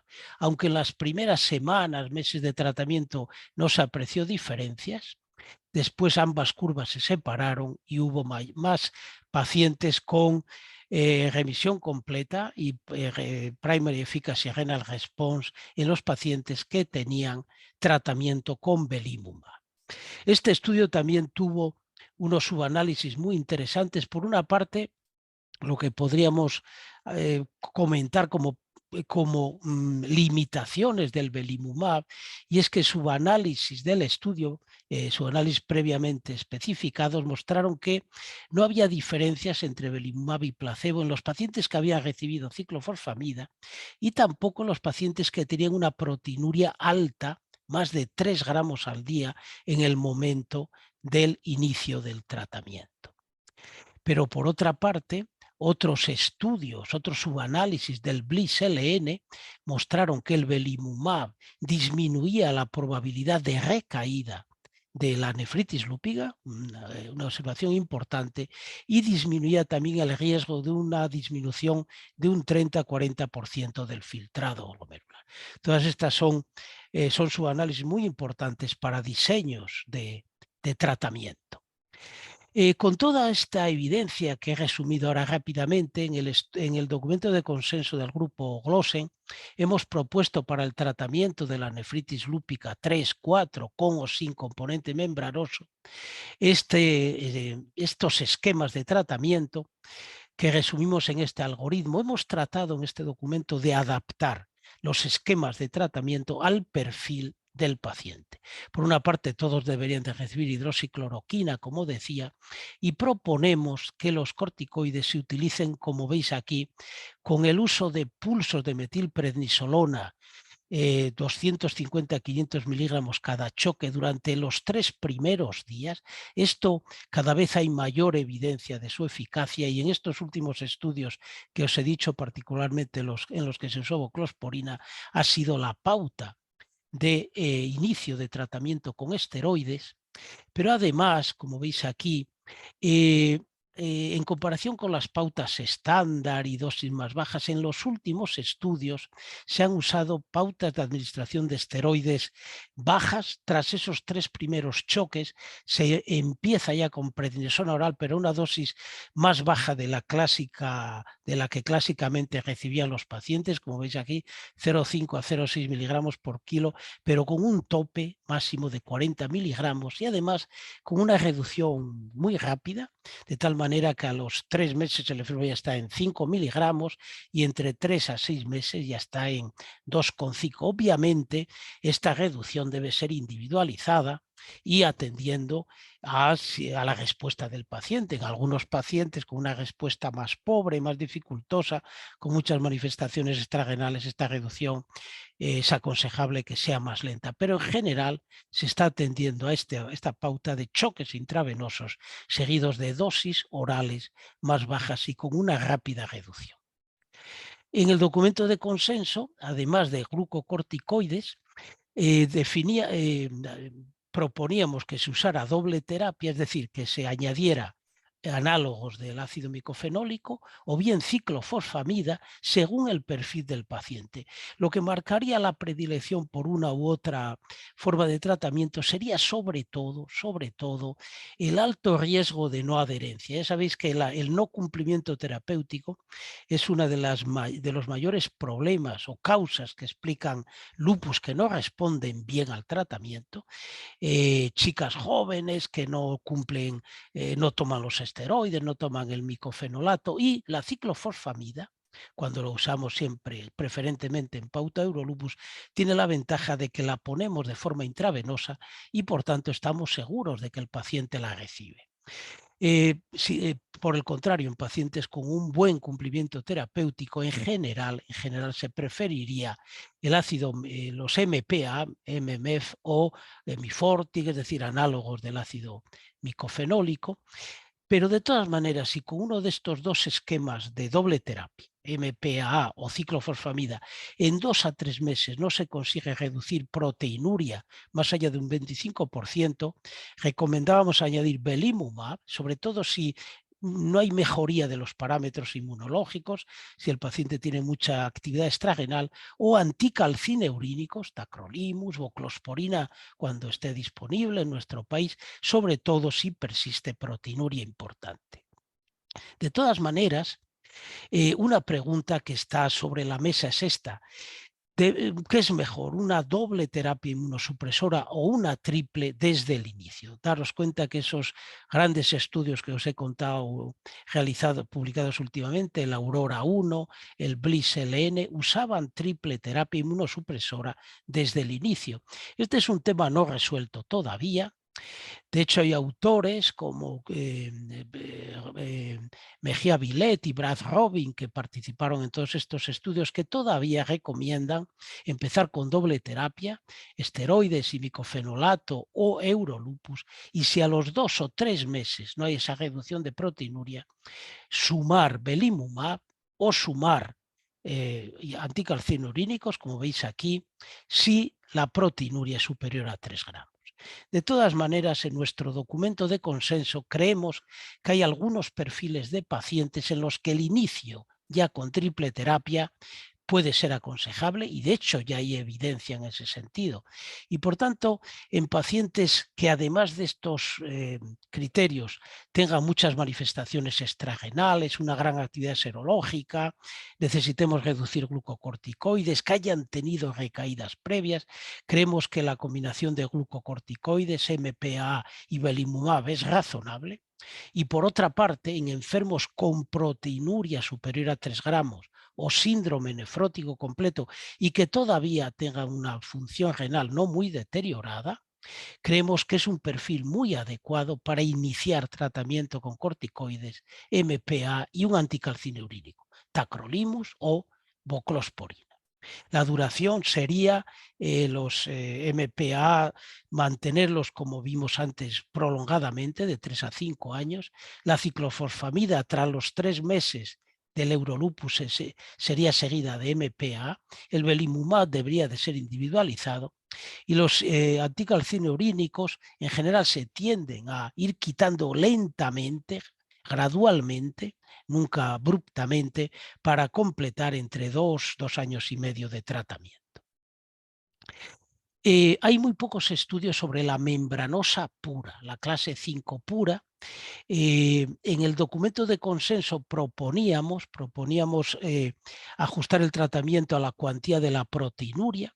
En los raros casos con una proteinuria inferior a 1 gramo, tratamiento general, hidroxicloroquina, nefroprotección y tratar las manifestaciones extrarenales. La mayoría de los pacientes de todas maneras tienen proteinuria más importante e incluso síndrome nefrótico completo, y en estos creemos que, además de hidroxicloroquina y glucocorticoides, los anticalcinurínicos serían el fármaco de elección por su efecto antiproteinúrico que he comentado antes. En los enfermos con síndrome nefrótico completo de inicio, sería aconsejable empezar ya con glucocorticoides, micofenolato o análogos y anticalcinurínicos. Pero un tema todavía no resuelto es el de la nefritis lúpica refractaria. No hay todavía una definición consensuada. En este documento de consenso proponíamos definirla por la falta de respuesta, es decir, no reducción de proteinuria en al menos un 25% o un empeoramiento claro tras 2 o 3 meses al menos de un tratamiento inmunosupresor con uno de los esquemas de triple terapia que os he dicho. En estos enfermos refractarios hay que investigar siempre ese posible incumplimiento terapéutico. En algunos casos puede ser aconsejable repetir la biopsia renal, y lo que recomendamos es que en aquellos pacientes que fracasó una terapia inicial basada en MPA, deberíamos de elegir añadir rituximab o cambiar a ciclofosfamida. Y en aquellos pacientes cuya terapia inicial estuvo basada en ciclofosfamida, añadir rituximab o extender la ciclofosfamida si no se ha dado mucha terapia. Si a pesar de esto el enfermo sigue siendo refractario, habría que considerar nuevas terapias, nuevos anticélulas B, que comentaremos después, o incluir a los pacientes en algún ensayo clínico. En este momento me gustaría compartir esta reflexión con vosotros, porque el rituximab se recomienda a nosotros y en otras guías como tratamiento de rescate de los lupus refractarios, pero es porque hay una importante evidencia observacional, pero el estudio prospectivo que analizó rituximab añadido a corticosteroides y bicofenolato versus doble terapia inmunosupresora falló. El estudio LUNAR no pudo demostrar una eficacia mayor del rituximab en comparación con placebo para conseguir remisiones completas. Había alguna señal de eficacia, disminución de anti-DNA, mejoría del complemento, pero no se logró alcanzar el objetivo primario.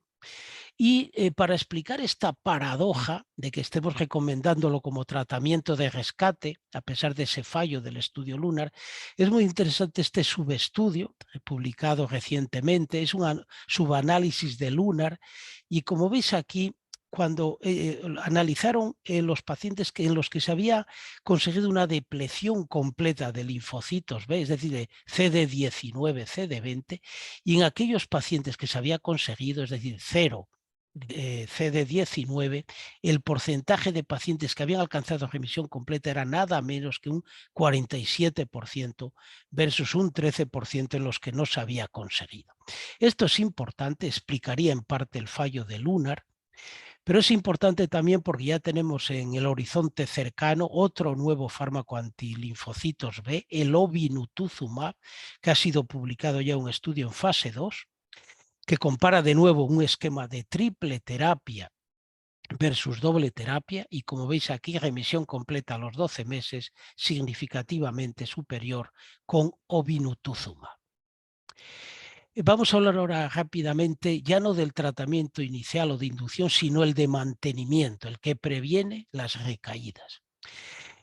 Como os decía, se debe basar en glucocorticoides, pero en una dosis muy baja y además en los enfermos en remisión podríamos suspenderlos gradualmente, pero más allá de 18 a 24 meses de tratamiento, podríamos suspender el tratamiento si el paciente está en remisión. Y los MPA se recomienda una duración de tratamiento de al menos 3 a 5 años, como os decía, y también con una reducción muy gradual a partir del año y medio, 2 años. Nuestro documento y varias guías recomiendan que estos enfermos ideales se suspendan ante los glucocorticoides que los análogos del ácido micofenólico. En enfermos el adalimumab sería una buena opción en enfermos recaedores o que no toleran la hidroxicloroquina, y la azatioprina sería un buen fármaco en enfermos que no toleran los MPA. Pero además, es importante tener en cuenta que en todas las enfermedades inflamatorias y en concreto la nefritis lúpica hay un enorme incremento de complicaciones cardiovasculares. Este es un estudio impresionante recientemente publicado en Lancet. Veis aquí el riesgo cardiovascular, la incidencia de enfermedades cardiovasculares en enfermedades inflamatorias, entre ellas la nefritis lúpica, y veis aquí el incremento, más de 200% en comparación con población normal, sobre todo en la gente joven que las padece. Por tanto, la prevención de eventos cardiovasculares es fundamental: control de peso, de tabaquismo, bloqueo del sistema renina-angiotensina para reducir al máximo la proteinuria y ofrecer cardioprotección. Pero en este sentido ya sabéis la nueva revolución que hay con los SGLT2, los fármacos que inhiben el cotransportador sodio-glucosa del túbulo proximal. Y este es un estudio que hemos terminado recientemente en el grupo GLOSE y que hemos reunido casi 500 casos de enfermedades glomerulares primarias y secundarias que se trataron con SGLT2 porque mantenían una proteinuria superior a 1 gramo a pesar de bloqueo del sistema renina-angiotensina. Y como veis aquí, la reducción de proteinuria media fue muy importante, 48% a los 12 meses, y entre estos casos había casi 50 casos de nefritis lúpica. Y como veis aquí, hubo una reducción también de proteinuria muy importante, superior al 40%. En todos los enfermos, cuando se da uno de estos fármacos, baja un poco el filtrado glomerular, pero eso no debe de llevar a una suspensión del fármaco. Bien, en cuanto, ya para ir terminando, a las recaídas es muy importante tenerlas en cuenta. Estos son los criterios por los que definimos recaída de nefritis lúpica: reaparición de hematuria, incremento de proteinuria. Por supuesto, los casos más graves pueden tener una disminución de función renal, y muchos estudios han mostrado que a largo plazo las recaídas tienen una importancia decisiva. De hecho, hay pocos enfermos con nefritis lúpica que necesiten diálisis y trasplante por un primer brote. La mayoría de enfermos con una de estas malas evoluciones es por presentar recaídas tras recaídas que van dejando su daño en el parénquima renal. Hay muy pocos estudios, a mí me gustaría que pensarais sobre este tema, así como tenemos muy buena evidencia reciente sobre los tratamientos de inducción. Hay muy pocos estudios y estudios prospectivos sobre retirada de tratamiento inmunosupresor. Este es uno de los pocos estudios publicados recientemente. Como veis, muy pocos enfermos, 40 que se les suspendió el tratamiento inmunosupresor y 40 que mantuvieron la inmunosupresión. Analizan el porcentaje de recaídas y hubo más del doble en los enfermos que discontinuaron la inmunosupresión. Esto parece un poco de perogrullo, pero os lo pongo como un ejemplo de que necesitamos más estudios, porque a pesar de eso, como eran pocos enfermos, no hubo diferencias significativas, estadísticamente significativas. También es de destacar que la duración del tratamiento fue solo de 2.8 años, es decir, una duración del tratamiento menor de lo que recomendamos en las guías.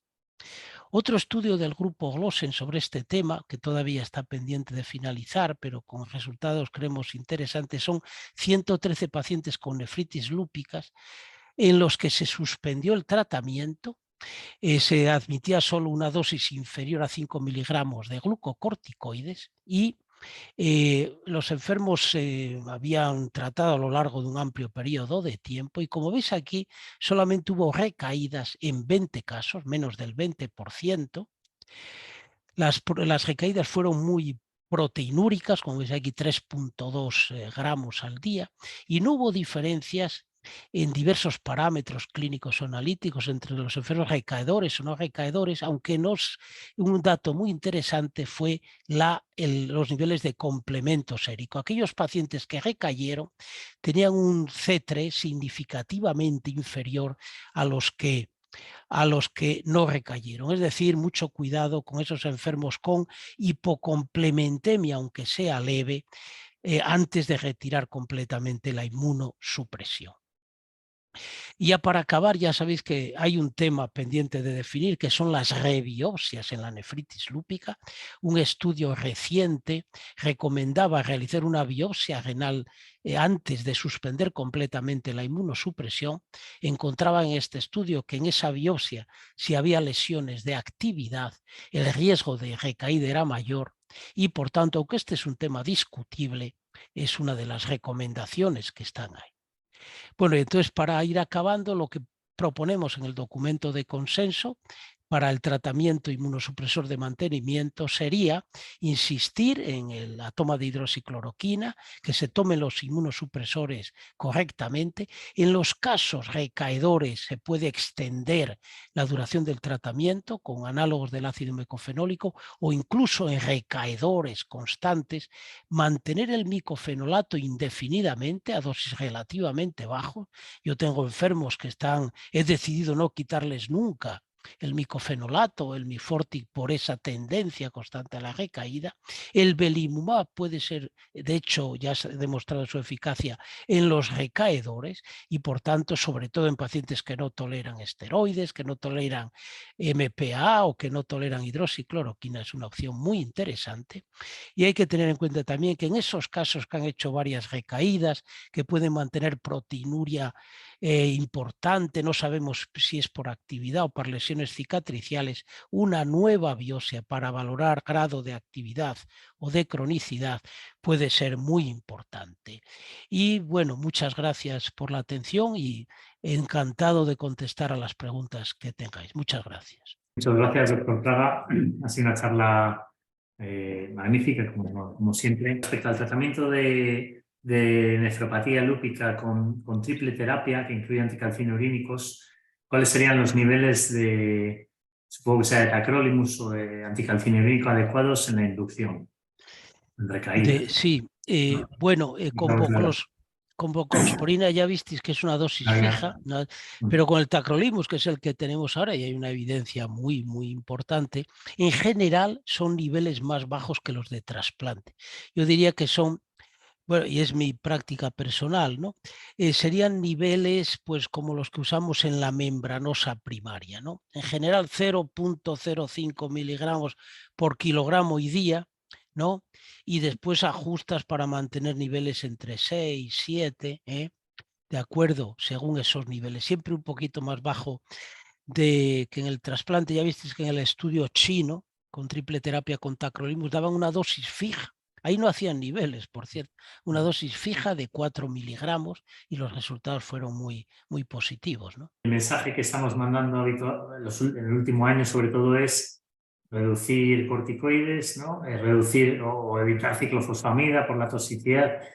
Y eso está bien, pero yo creo que necesitamos, quizás estos fármacos nos ayudan algo más, ¿no? Quizá la triple terapia, ¿crees que puede tener un papel en conseguir esto? Reducir corticoides Sí, y no acumular toxicidad claro, o crónico no controlado claro. Es que estas pautas últimas que os he mostrado, de dosis más bajas orales de esteroides y una rápida reducción, incluso suspensión, es con la cobertura de otros inmunosupresores, micofenolato, anticalcinurínicos, belimumab.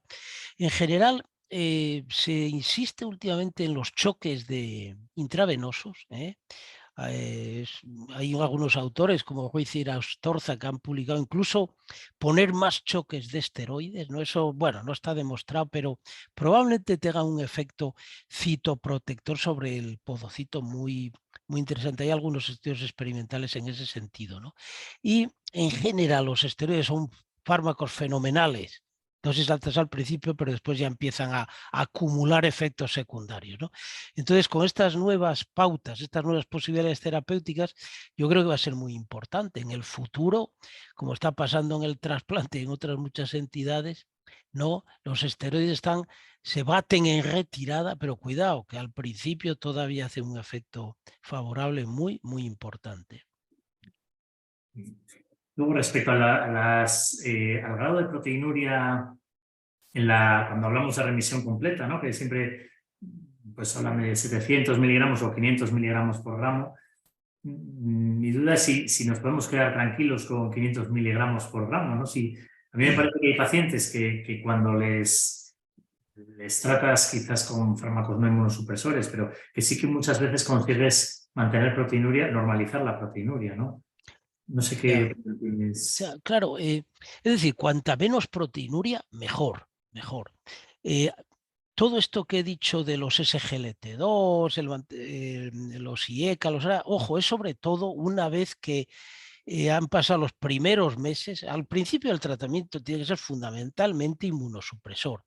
Sería un error, por ejemplo, una nefritis lúpica clase 4 o una membranosa con síndrome nefrótico, e insistir en ponerle IECA-ARA, SGLT2, ahí vamos a tener un riesgo de fracaso renal agudo, ¿no? Ahí hay que inducir remisión con un esquema de inmunosupresión. Pero después, una vez ya pasada esa primera fase, ¿no?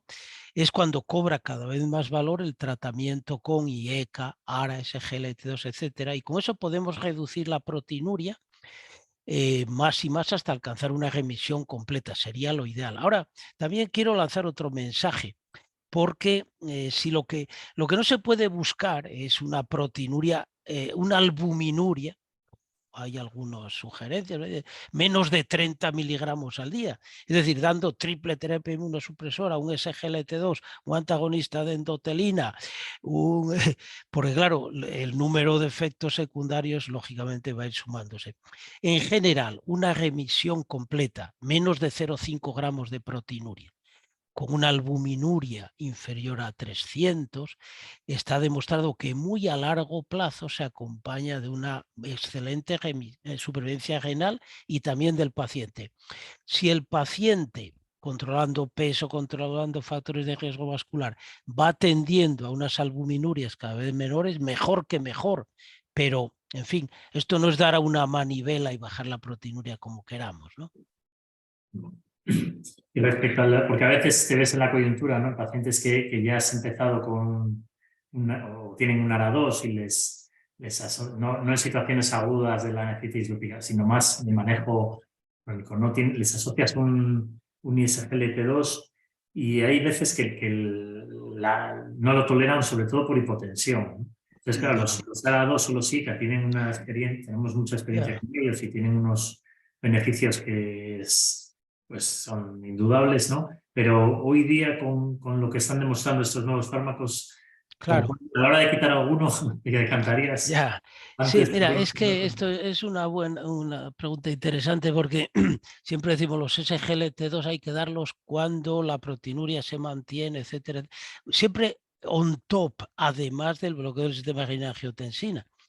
Entonces, en un enfermo que no tolera IECA o ARA, por lo que sea, porque le baja mucho la tensión, podríamos probar un SGLT2 solo, porque muy probablemente en este estudio de Glossen que vamos a publicar ahora, por cierto, hemos visto factores que predicen una buena respuesta a SGLT2, porque cuidado, no todos los pacientes responden. En el lupus y en cualquier enfermedad glomerular. Esto es pura hiperfiltración, sobre todo. Hemos visto que los enfermos, cuanto más peso corporal tienen, mejor responden a los SGLT2. Y hay enfermos que no les baja nada la proteinuria, enfermos delgaditos, con albúmina sérica baja, con mucha actividad inmunológica. Es sobre todo una cuestión de hemodinámica glomerular. Entonces es una combinación excelente, bloqueo del sistema de renin-angiotensina, SGLT2, están por venir los nuevos antialdosterónicos, los antiendotelina, pero hay que saber usarlos con criterio y con buen juicio clínico, y eligiendo el que mejor tolere el paciente para conseguir una remisión completa, si es posible. Y insisto, muchas veces se debe a esas ganancias de peso, y simplemente con unos kilitos que pierda el paciente conseguimos meterlo otra vez en remisión completa. Vale. Y hay una pregunta de Silvia Mura que dice: buenas tardes, ¿considera que hay que realizar biopsia renal percutánea de control luego de un tiempo determinado de tratamiento de mantenimiento? Bueno, sí. Esto lo he dejado para la discusión. Mira, esto es un tema. Hay algunos grupos que ya están haciendo biopsias de protocolo, pero no hay ninguna evidencia clara. Ahora hay un estudio en marcha internacional que probablemente va a aportar información valiosa. Yo de momento soy más bien reticente, porque, bueno, analizando publicaciones de biopsia de protocolo se ve que en realidad el esquema de tratamiento no cambia mucho por estas biopsias de protocolo, ¿no?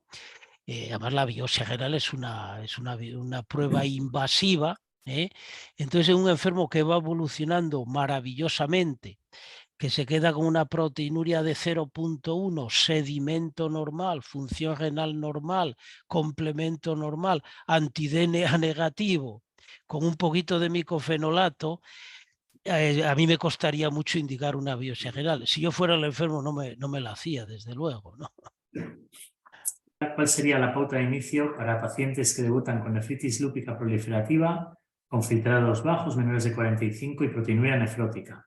¿Estaría justificado asociar un anticalcinurínico por la función renal ya deteriorada? Esos son los lupus peores, porque tienen fracaso renal agudo y síndrome nefrótico.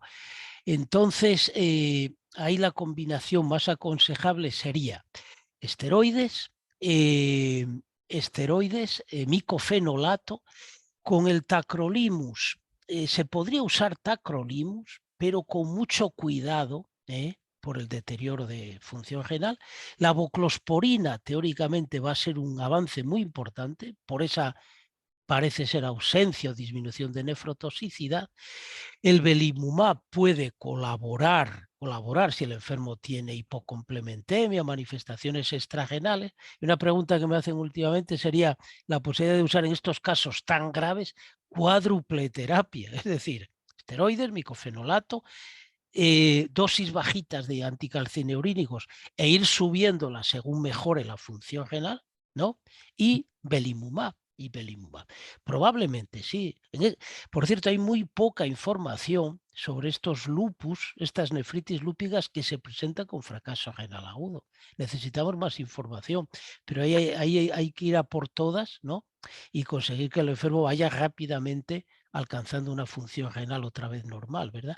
Y entonces, en el documento de consenso nuestro discutimos este punto y poníamos 45 mililitros minuto como límite para usar o no tacrolimus, pero bueno, hay que, por supuesto, debe de ser individualizado. El tacrolimus lo estamos usando en trasplantes que tienen una función renal de 0 cuando ponemos el riñón trasplantado, ¿no? Y después vamos ajustando la dosis, etcétera, etcétera. Entonces, en casos con un síndrome nefrótico masivo, aunque tengan un deterioro de función renal, yo creo que los anticalcineurínicos, tacrolimus y idealmente en el futuro voclosporina, son opciones muy interesantes. ¿Te parece que a lo mejor los casos más refractarios a veces es por un manejo secuencial, ¿no?, de los inmunosupresores, que a veces no añadimos, sino que dice, bueno, parece que esto no tal, quitamos y ponemos otro? Sí. No son las recomendaciones, pero a veces sí que... Es que también es importante tener paciencia, cuidado, porque los casos más graves tiene que impregnarse de esteroides, En general, sobre todo en nuestro país, la mayoría de los casos, ojo, van bien con esteroides y micofenolato, y a veces empezamos rituximab, etcétera, etcétera, y solo ha pasado un mes de tratamiento. No hay que dejar que pase un mes, 2 meses, 3 meses y decidir si añadimos otro fármaco, como poníamos en el documento de consenso, pero después de dejar un tiempo de que se impregne el paciente en estos casos, ¿no? Por eso en el documento de consenso hemos insistido mucho en el perfil del paciente y en la cronología. en la cronología. Y hacer cambios bruscos de tratamiento sin mucho sentido puede llevar, por ejemplo, me pongo nervioso, tiene una proteinuria que no ha bajado mucho al mes, le voy a poner rituximab, suspendo el micofenolato y le pongo no. A ver, unos esquemas definidos desde el principio y ver la evolución. En realidad hay muy pocos lupus puramente refractarios desde el comienzo. Sí que los hay, claro, pero es una minoría, esto hay que tenerlo en cuenta. Muy bien. Tenía, no sé si hay alguna más por aquí, no veo. Bueno, una duda respecto al rituximab, que en pacientes en los que lo pones refractario, supongo por nefritis lúpica, ¿qué papel es los CD19? ¿Lo tienes en cuenta para ahorrar dosis de rituximab o al principio pones el primer año? Pues, Bueno, viendo lo que ha pasado con el estudio Lunar, ese subestudio que os decía, se veía que posiblemente el fallo de Lunar fue porque no se deplecionaron completamente de CD19 muchos enfermos. Es una explicación, ¿no? Entonces, cuando pautamos rituximab a un lupus refractario, que hay una amplia, y además es un fármaco efectivo, hay que vigilar los CD19 y ver si realmente se deplecionan, ¿no? Claro, tenemos el rituximab y está al caer el obinutuzumab y dentro de poco el daratumumab, que depleciona ya incluso las células plasmáticas. Claro, el riesgo de hipogammaglobulinemia extrema, de infecciones, aumenta con todo esto, ¿no? Pero bueno, en casos refractarios, tenemos que buscar una buena depleción a completa a ser posible de CD19, cubriendo al enfermo vacunaciones, antibióticos, etcétera, pero para que remita la nefritis lúpica, debemos de conseguir, según nos informa este subanálisis de Lunar, conseguir una depleción real de linfocitos B y de linfocitos B de memoria. ¿Y te serviría esta depleción para ahorrarte la siguiente dosis? Bueno, se podría individualizar, ¿no? Se podría individualizar, porque bien lo sabéis, ¿no? Cuando usamos rituximab, la respuesta es muy variable, ¿no? Muy variable. Y luego, por mi parte, la última, respecto a biomarcadores, ¿no? Que la verdad es que no tenemos realmente nada, aparte de la proteinuria, pero no es un biomarcador muy puro porque se asocia también a daño crónico. Hay un biomarcador en orina, que es el CD163, que sí que parece que se correlaciona bastante bien con la biopsia, con la histología de las biopsias. No sé si tenéis alguna experiencia con ello. Bueno, en vasculitis se ha visto también el valor de su valor, ¿no? Predictor. Yo creo que los tiros van por ahí, más que repetir. Por eso decía que era un poco reticente a las biopsias de protocolo, porque yo creo que dentro de poco vamos a tener ya un panel. Ya están saliendo incluso huellas, ya sabéis, estudios genéticos, estudios de biopsia líquida, etcétera. Yo creo que en el futuro nos van a marcar una serie de biomarcadores más precisos que guíen todo esto, porque la proteinuria es fundamental. Los nefrólogos, para nosotros es nuestra vida, pero obviamente es un marcador malo. Hay enfermos que engordando ya le sube la proteinuria, estamos hablando, ¿no? Necesitamos marcadores más sensibles y yo en eso soy optimista. Ahora hay esfuerzos internacionales analizando grandes estudios y van a salir biomarcadores fuertemente predictivos. Aquí tenéis mi mail por si queréis hacer alguna pregunta o comentar y será un placer